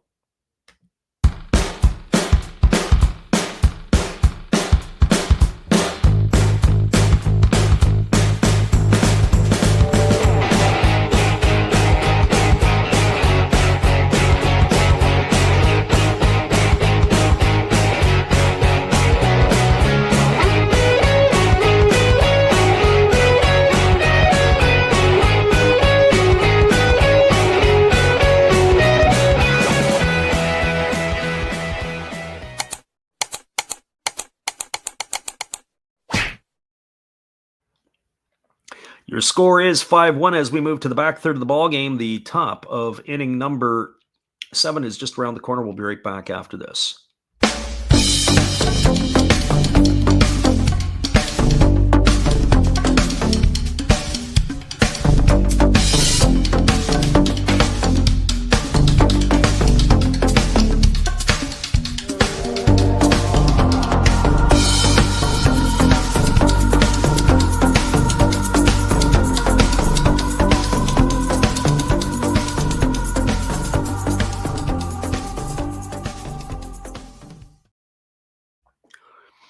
Welcome back, everyone. We are moving to the top of the 7th inning. It is going to be the bottom third of the batting order to come to bat here for the Giants in their half of the inning. We're just taking a look here to confirm the pitching change. Yes, it is going to be Adrian Morejon, who is coming into the ballgame to replace Nick Pivetta, as he will be taking over the second pitcher used tonight by the San Diego Padres, as he is going to be facing Bailey, Gilbert, and Fitzgerald. Bailey turning around to bat from the right side for the first time tonight, swings at a fastball and fouls that away, and the count is 0-1. The final lineup, Pivetta, he worked 6 innings. He allowed 3 hits, 1 run earned, walking 2 and striking out 10. Ironically, really settled down because Pivetta walked the 2 in the first inning. I didn't walk anybody after that. As the pitch is a fastball, take it for a called strike. Count is now 0-2. Pivetta in line for his 13th win of the year. I wonder at what point in time Nick Pivetta has to start being talked about in the Cy Young Award conversation in the National League. Fastball swung on and lifted foul, and the count is 0-2. I mean, was Zach Wheeler out probably for the rest of the regular season? He had that surgery to remove a blood clot in his shoulder. Is that going to impact the race? I would think that he is probably no longer in consideration, as there is a breaking ball swung on. This is lifted into right field. Moving over toward the foul line and making the catch is Tatis Jr., and that is the first out of the inning. That is going to bring up Drew Gilbert to the plate. And for Gilbert, well, he's 0 for 2. He has struck out and he has flown to right field in his 2 trips.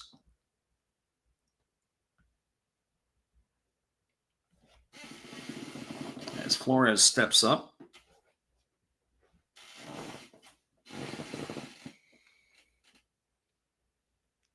ready to face the left-hander Morahone here as he kicks and delivers. So Flores in, and he swings at the first pitch, and that is going to be a ground ball into left field for a base hit. So the first pitch he sees from Morahone, he drives it into left field. He came in to pinch hit for Drew Gilbert. So Wilmer Flores, welcome to the ball game, as he's got a single to left field. That'll bring Tyler Fitzgerald to the plate.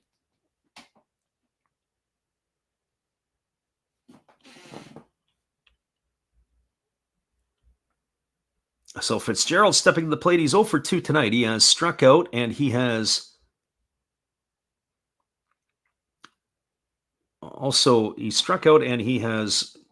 grounded out or flown out tonight. Just taking a look here, it looks like that's a quick night here for the pinch hitter Wilmer Flores, as they're going to have a pinch runner for him. I didn't pick up who is in to run for him, so he gets one swing of the bat, and his night is done. Breaking ball down that catches the inside corner of the plate to Fitzgerald for a called strike. The count is 0-1. Now look at it. It looks like it is McRae in to run. So the pinch runner more likely will stay in the ball game, as the pitch on the way is a fastball that misses up. No. The home plate umpire goes up with the right hand, and the count goes to 0-2. It's Grant McRae who is the runner over at first.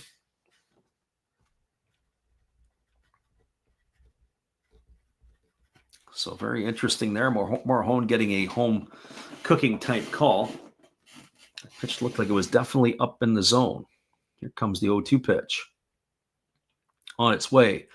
Breaking ball swung on and missed, and that is going to retire. Or did he get a piece of it and foul it away? Nope, he swung on it and missed, and that was Fitzgerald. That's the first strikeout here for Morahone, as he has gone for out number 2, and that'll bring up the top of the order in Jung-Hoo Lee.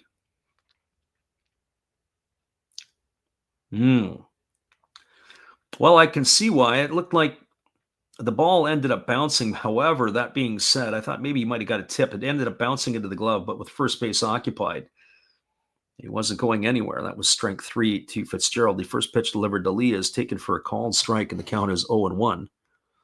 So no balls and 1 strike. Lee hitting from the left side here as the lefty Morahone ready to deliver. Kicks and fires, breaking ball missing down and away, and the count goes even to 1-1. So 1 ball and 1 strike.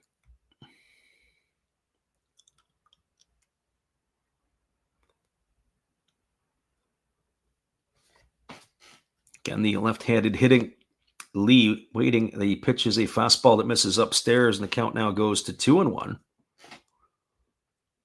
So 2 balls and 1 strike.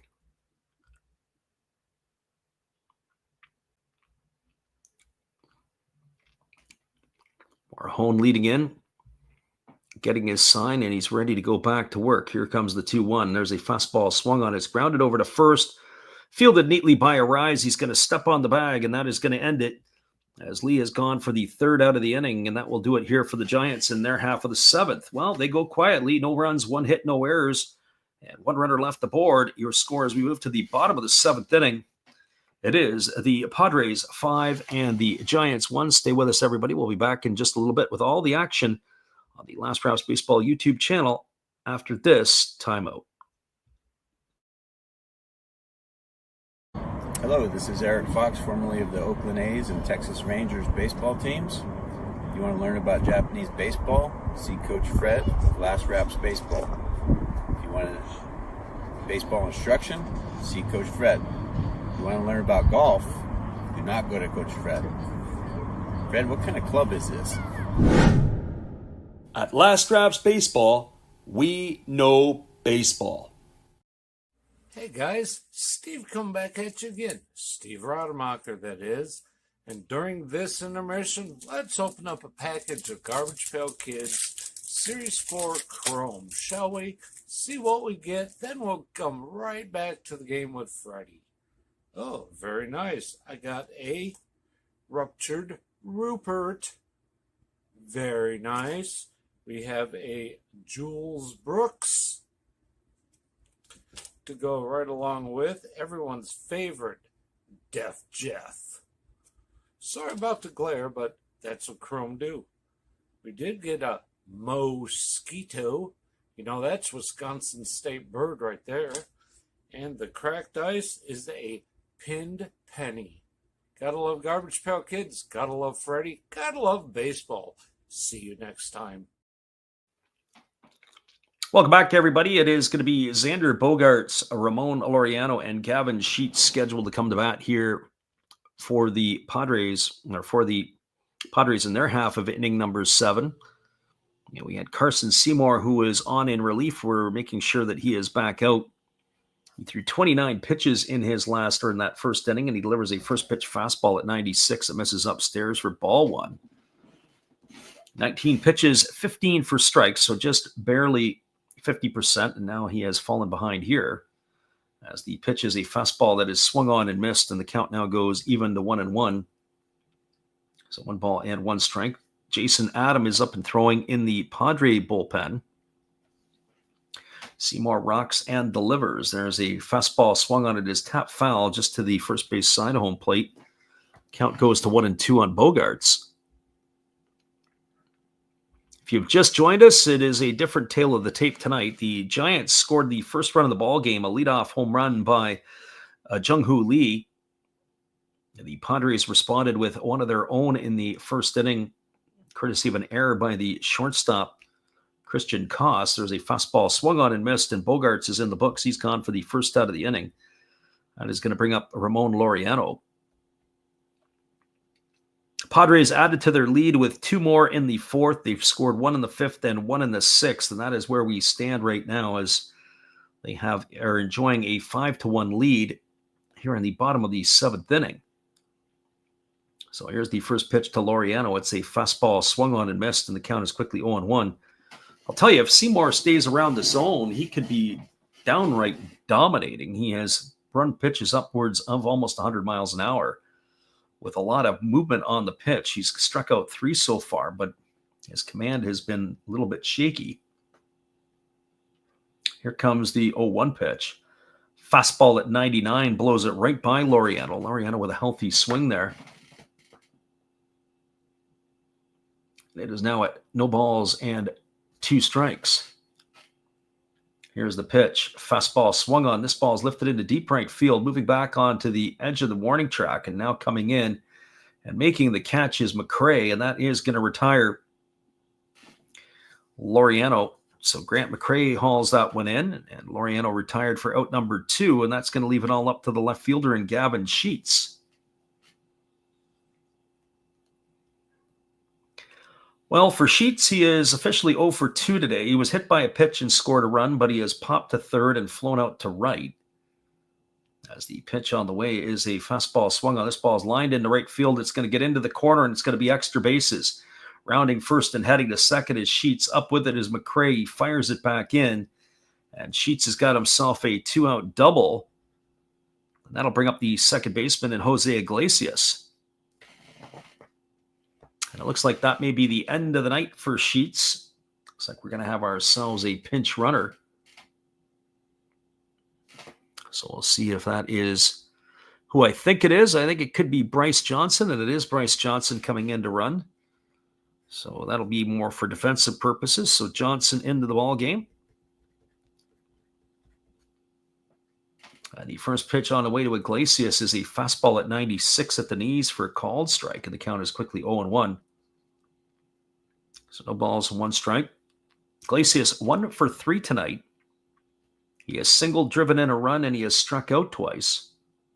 As the pitch is a fastball that just misses outside, and the count now goes even at 1-1.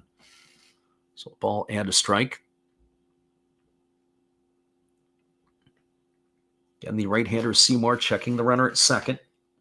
Kicks and delivers. There's a fastball at 97 that misses down. Count is 2-1 to Iglesias.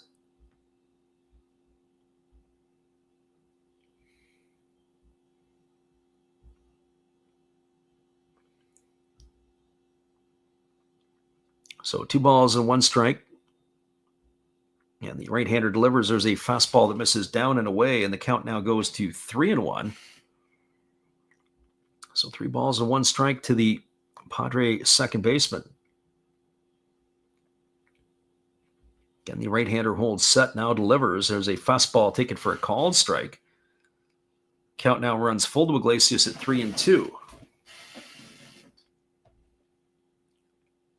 Right-hander working himself to the belt, and here comes the pitch. That is a fastball swung on, and it's tapped foul to the third base side of home plate. Count remains at full to Iglesias. Giants are going to be running out of outs here. They're going to have to try to claw their way back in. If they're going to do it, it's probably going to be in that next inning. They got the top part of the order coming up. And here's the pitch. It is a fastball swung on, grounded over to the right side, fielded neatly by the second baseman, Fitzgerald, who throws to first. That's going to retire Iglesias on the ground out 4-3. And he's gone for out number 3, and that'll do it here for the Padres. Well, they had no runs in the inning. They did get a hit. There was no errors, and there was one runner left aboard. We are through 7 complete innings. Your score is the Padres 5, the Giants 1. Stay with us, everybody. We'll be back in just a couple moments after this with all the action on the Last Raps Baseball YouTube channel when we return.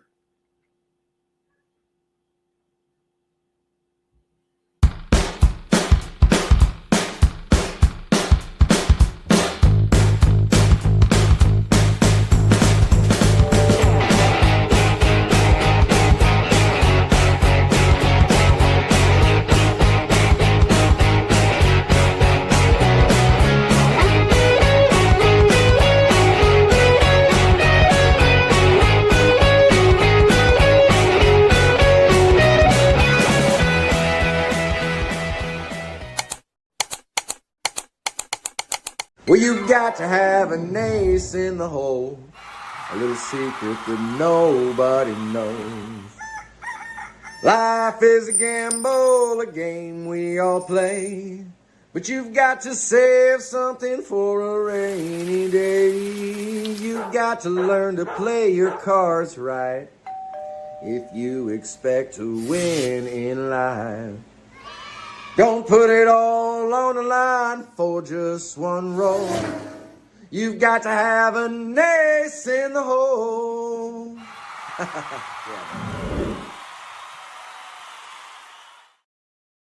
That's right, everybody. You got to have an ace in the hole, and it is going to be coming to bat for the Giants, or slated to come to bat. The 8th will be Helio Ramos, Rafael Devers, and Casey Schmidt. It is going to be a pitching change as Jason Adam is coming into the ball game, as he is going to be replacing Adrian Morejon. So he will take over here to pitch the 8th inning. So Jason Adam on. He is making his 60th appearance of the year. He's got an 8-3 record, and the first pitch fastball is taken for a called strike. Count is 0-1 to Ramos. 8-3 on the year, 59 appearances. He's worked 60 innings so far this year. He has allowed 45 hits. He has struck out, or he's walked 25 and struck out 66. As Adam has to go back to the rosin bag, he needs to go and load himself back up. I wonder what's going on here. We got a little bit of a pause. Oh, it looks like we got a bit of an intruder on the field, so that's what is going to be the holdup here. I always like to see a little bit of that stuff, but they don't show it on the TV because they don't want people to be encouraged to do it. So they say. So if you're going to get to Instagram or whatever it is, that's where you might want to go and have a look. I'm sure TikTok might have it later on. Just take Padres or, one of those type of platforms, and you can see where it was. The delay continues here as we wait here for the intruder to be taken off of the field. I often wonder about stuff like that. So you don't want to show somebody running onto the field during a sporting event. As we continue to wait here, I guess. Not exactly sure what it was. They're still waiting here. Maybe it was something to do in the stands. That's what they were holding for. So Adam is asking if he can get a pitch here before they resume the action. Security is out on the field, and it looks like that they maybe have solve the issue. And there we go. There it is. It's all settled. I was thinking about in cities where there's bridges, especially in San Francisco, as other security guard is able to take that off, whatever it was as well. In San Francisco, they used to have, if you go back into the 60s, the newspaper in San Francisco used to keep track of how many people would jump off the Golden Gate Bridge. As the right-hander ready to go, and there is a fastball that is swung at and missed. The count is 0-2 to Ramos. And where I'm going with this is that, of course, that was found to be insensitive, and then they stopped putting it into the Chronicle. I'm not sure when that was, sometime maybe in the 70s. Used to stop keeping score, almost egging people on. As the 0-2 on the way, there's a fastball down, and the count is 1-2. And so I get all of that stuff. I can understand and appreciate why they don't do that either. Don't want to do it on the part there. But then they show media from around the globe that will sensationalize something else, and then you're left shaking your head saying, how bad could that be? There's a breaking ball that, according to the home plate umpire, misses inside, and that's going to be 2 balls and 2 strikes now to Ramos.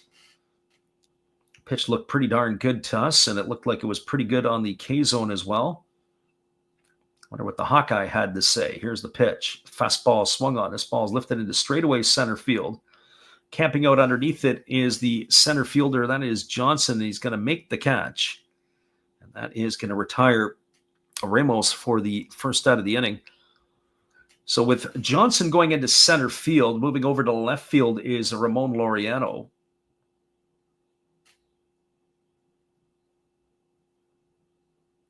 That was the defensive change as Gavin Sheets' night ended when Johnson came in to run for him.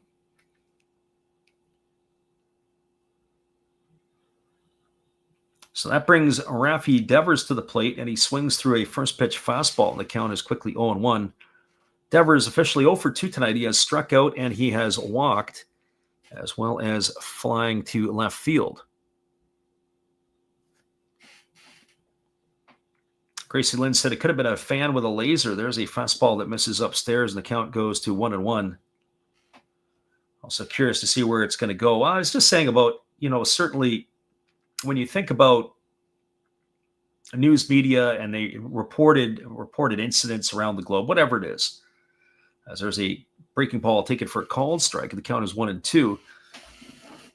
I don't think anybody really cares that there is a major homicide in Tahlequah, Oklahoma, when you're living in,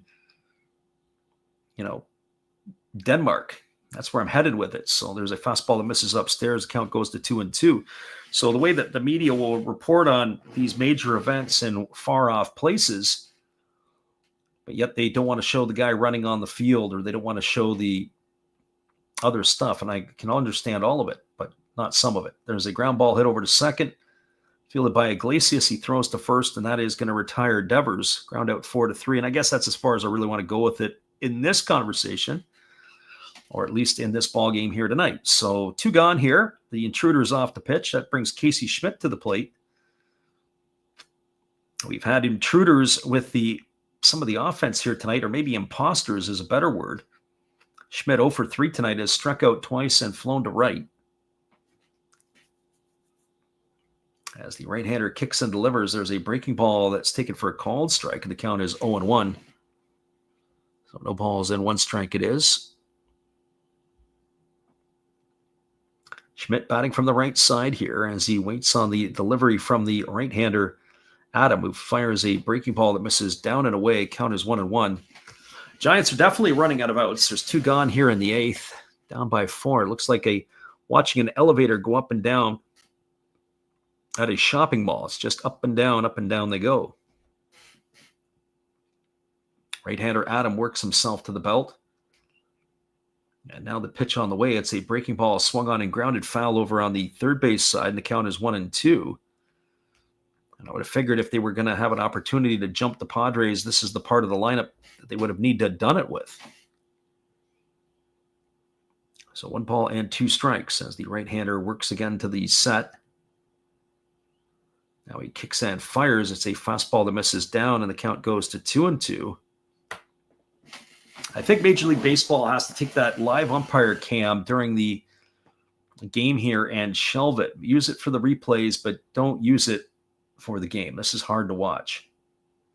Here's the 2-2. Fastball misses up and in, and the count now goes to 3-2 on Schmidt. So 3 balls and 2 strikes.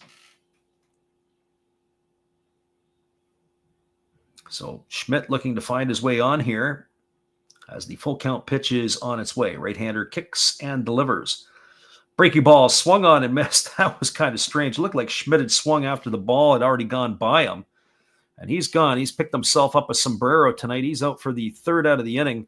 And that is going to do it for San Francisco in inning number 8. They go in order. No runs, no hits, no errors. Nobody left the board. We're now moving to the bottom half of inning number 8. It is the Padres with a 5-1 lead over the Giants. And we'll be back in just a few with all the action right after this timeout.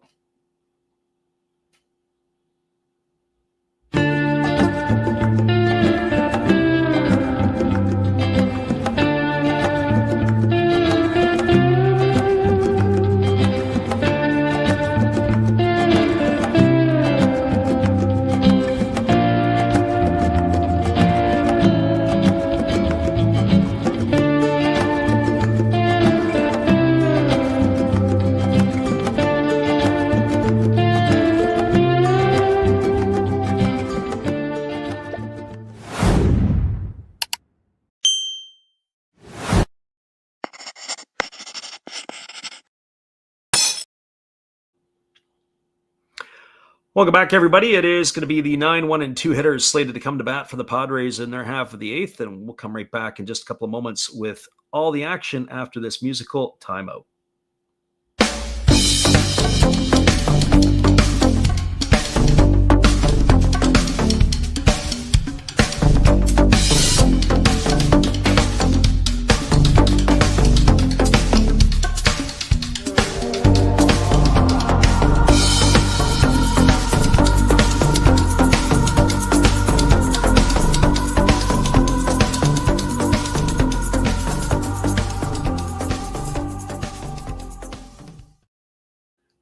Welcome back, everybody. It is Diaz, Tatis Jr., and Arise slated to come to bat here, as it is still going to be Carson Seymour on the mound. He's coming back out for his 3rd inning work. Interesting here.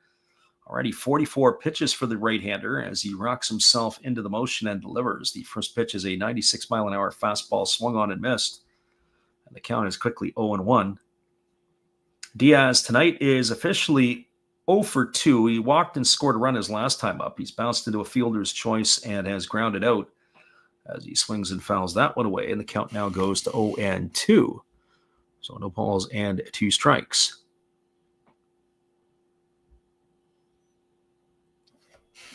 Padres batting here in their bottom half of inning number 8 as they are enjoying a 5-1 lead here over the Giants.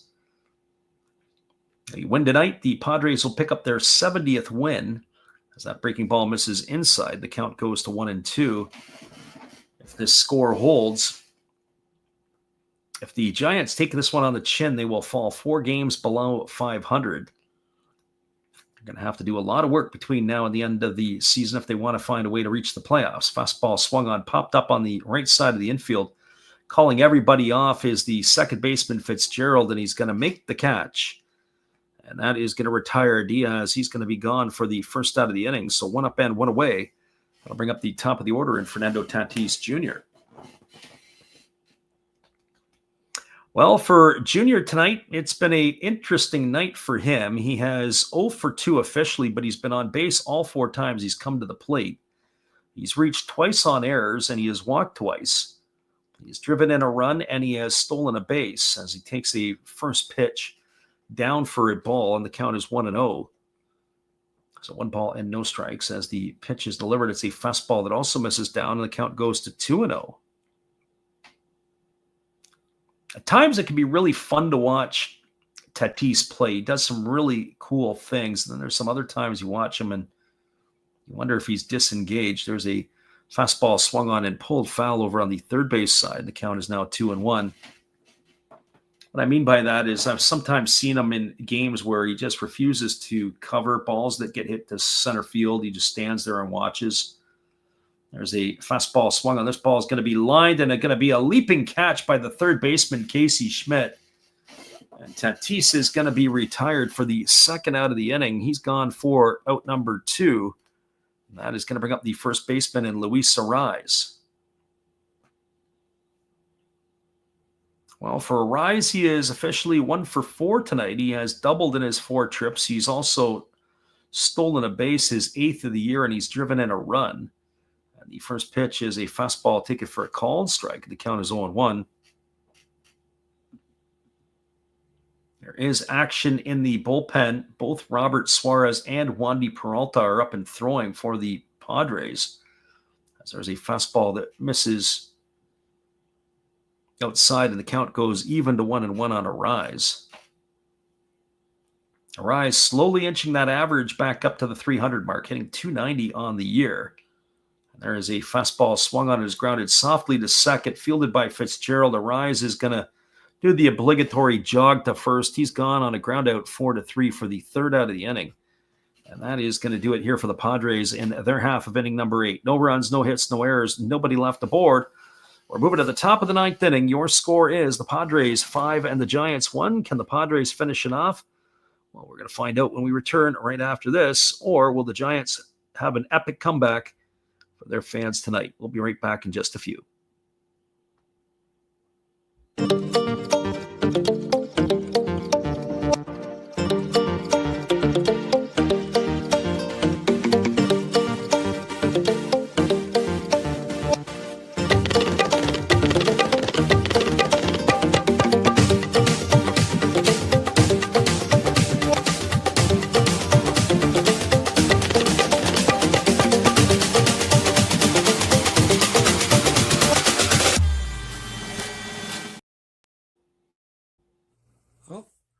Hello?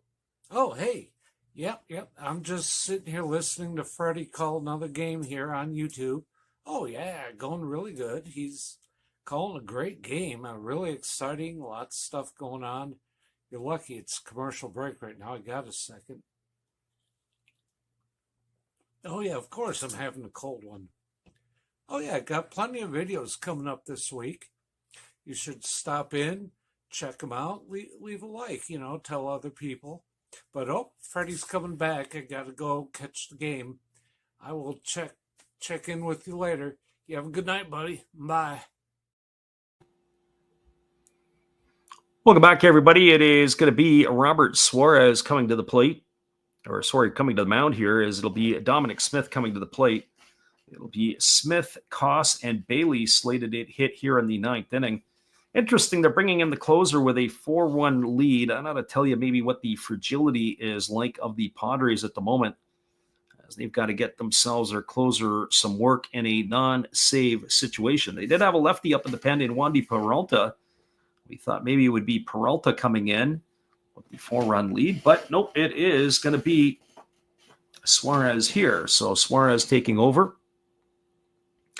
And for Suarez on the season, the 6'2", 210-pound right-hander is making his 55th appearance of the year, as he has got a 4-5 record to his name, working 52 and a third innings, as the first pitch is a fastball that just misses low, and the count is 1-0 to Smith.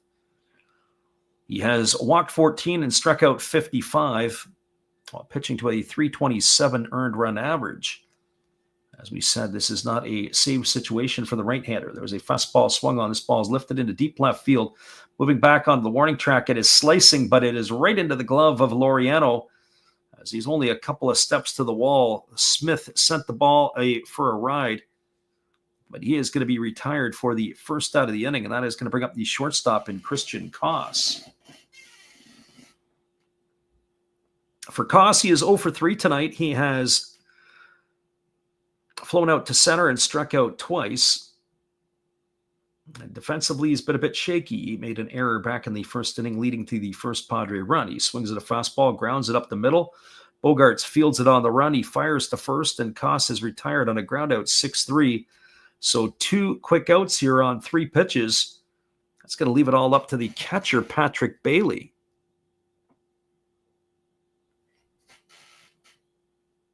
So I wonder what the live odds right now would be for a Padre or for a Giant comeback, as they are now down to their final out. We'll see if it is going to be Patrick Bailey or if they are going to make a decision to go to the bench here.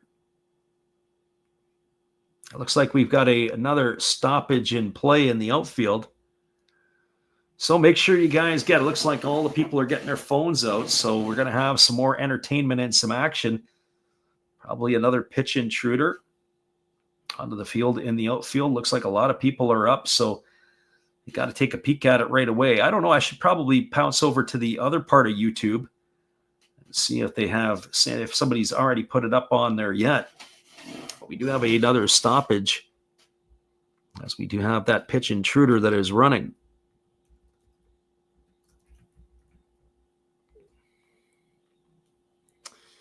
So as we waited out here with 2 outs, apparently the alcohol has been better than most. Manny Machado giving his head a scratch.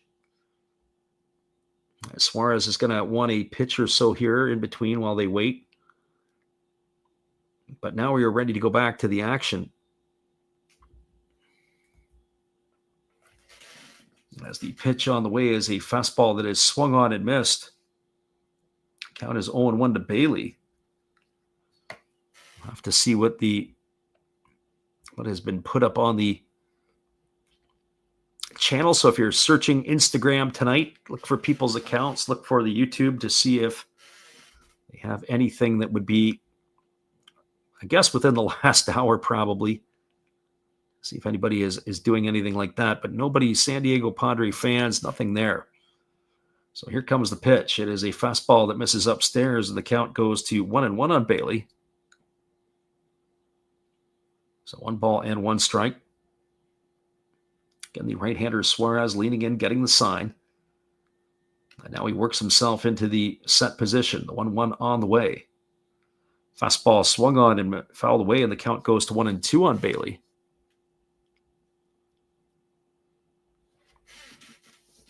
So 2 pitch invasions, or park invasions, or fan intruders, whatever you want to call them, in successive innings. Could have used a little bit of that spark last night in the ball game. Here's the pitch.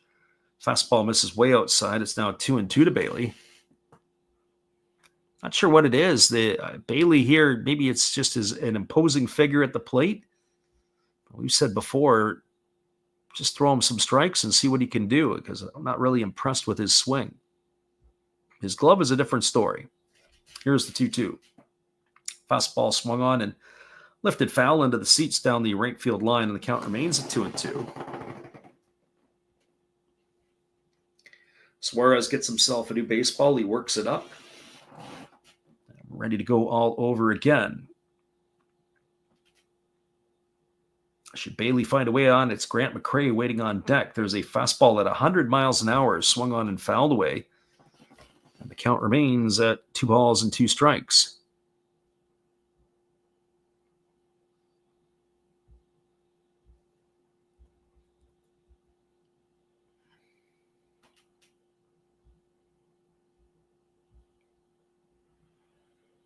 Yeah, that's exactly what it was. If you go and you take a look, they show the game chaser or baseball game. Apparently gets tackled. The first one does. There's a fastball swung on. This ball is lifted into deep left field, moving back onto the track, drifting and making a catch over the shoulder is going to be the left fielder Laureano. He is going to end it here.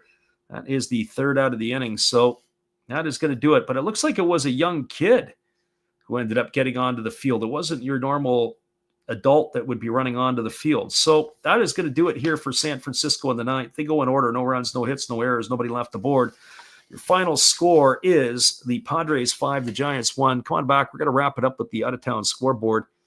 Hang tight, everybody. We'll be right back after this timeout. Good evening, ladies and gentlemen. Namaste. Hey, I hope you guys have been enjoying the game. My name is Hollis. I've got a YouTube channel called Another Hollis Build. I love baseball cards. I open up brand new product for you guys. I open up old stuff. I do breaks. I do auctions. All kinds of stuff concerning baseball. I'm Friars faithful, Padres to the end. I also love Garbage Pail Kids and my animals. I have a ton of animals. It's like a mini petting zoo here around my house. I also love my city. San Diego, baby. I take you all around the city and show you what's up. If you guys dig stuff like that, cruise on over and check it out. It's Another Hollis Build. If you dig it, subscribe. I'd really appreciate to have more follow me along on the journey. Hey, either way, you guys have a wonderful day or a beautiful, beautiful evening. No matter which one it is, make sure that you make it great, my friends. Big up Last Raps Baseball. Yeah, Freddie, let's go. One love and peace. Yeah, man. Give you the wrap up of this one. We're going to give you the other final scores of the late games that just ended, and then we're going to call it a night because we wrapped some of the games up during our stream here tonight in the seventh inning. Well, the Giants got things started in the first inning. A leadoff home run to start the game by Jung-Hoo Lee gave them an early 1-0 lead. The Padres responded with one of their own in the bottom of the first inning. After an error by the shortstop Christian Koss, Luis Arias doubled, and then Manny Machado grounded out to bring home Tatis Jr. with the first run of the game, and the Padres tied it up at 1. First run of the game for them, that is. Padres added 2 more in the fourth when they sent 8 batters to the plate. Ryan O'Hearn led off with a single. Xander Bogaerts was hit by a pitch. Ramon Laureano then bounced into a fielder's choice. That ended up retiring. He bounced into a fielder's choice. That put runners to the corners. Gavin Sheets was then hit by a pitch to load the bases. Then Jose Iglesias singled to bring home a run in the likes of Ryan O'Hearn. After a fielder's choice, Elias Diaz bounced into a fielder's choice. Fernando Tatis walked with the bases loaded to bring home the second run of the inning. That made the scoreline 3-1. Padres added to their lead in the fifth, a leadoff double by Machado. He was singled home on an RBI single by Ryan O'Hearn. That made the scoreline 4-1. And then in the sixth inning, the Padres added to their lead, which was the final run. It was with 1 out, a walk to Diaz. Fernando Tatis Jr. reached on an error. That put runners on the corners. And then Arias bounced into a fielder's choice, and that ended up plating Diaz with the fifth and final Padre run. Well, the win tonight is going to go to Nick Pivetta. He is going to improve to 13-4. The loss is going to get tagged to Kai Wei Teng. He drops to 1-3.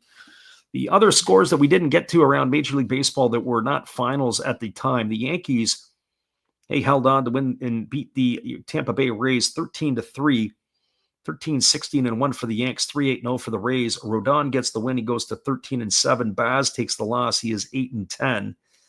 Reds scored 2 in the top of the ninth, and they beat the Angels 6-4 tonight. May gets the win. He's 2-0. Jansen takes the loss. He's 5-3.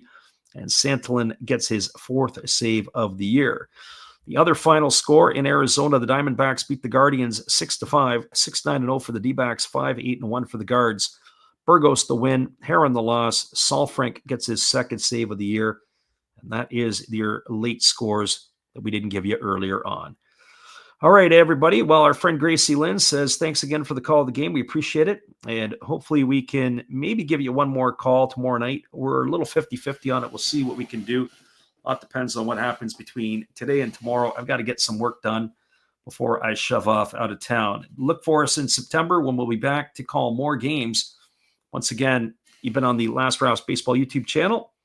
And we'll let you know how things go when we are in the great country of Taiwan. Have a great night, everybody. We'll see you again soon.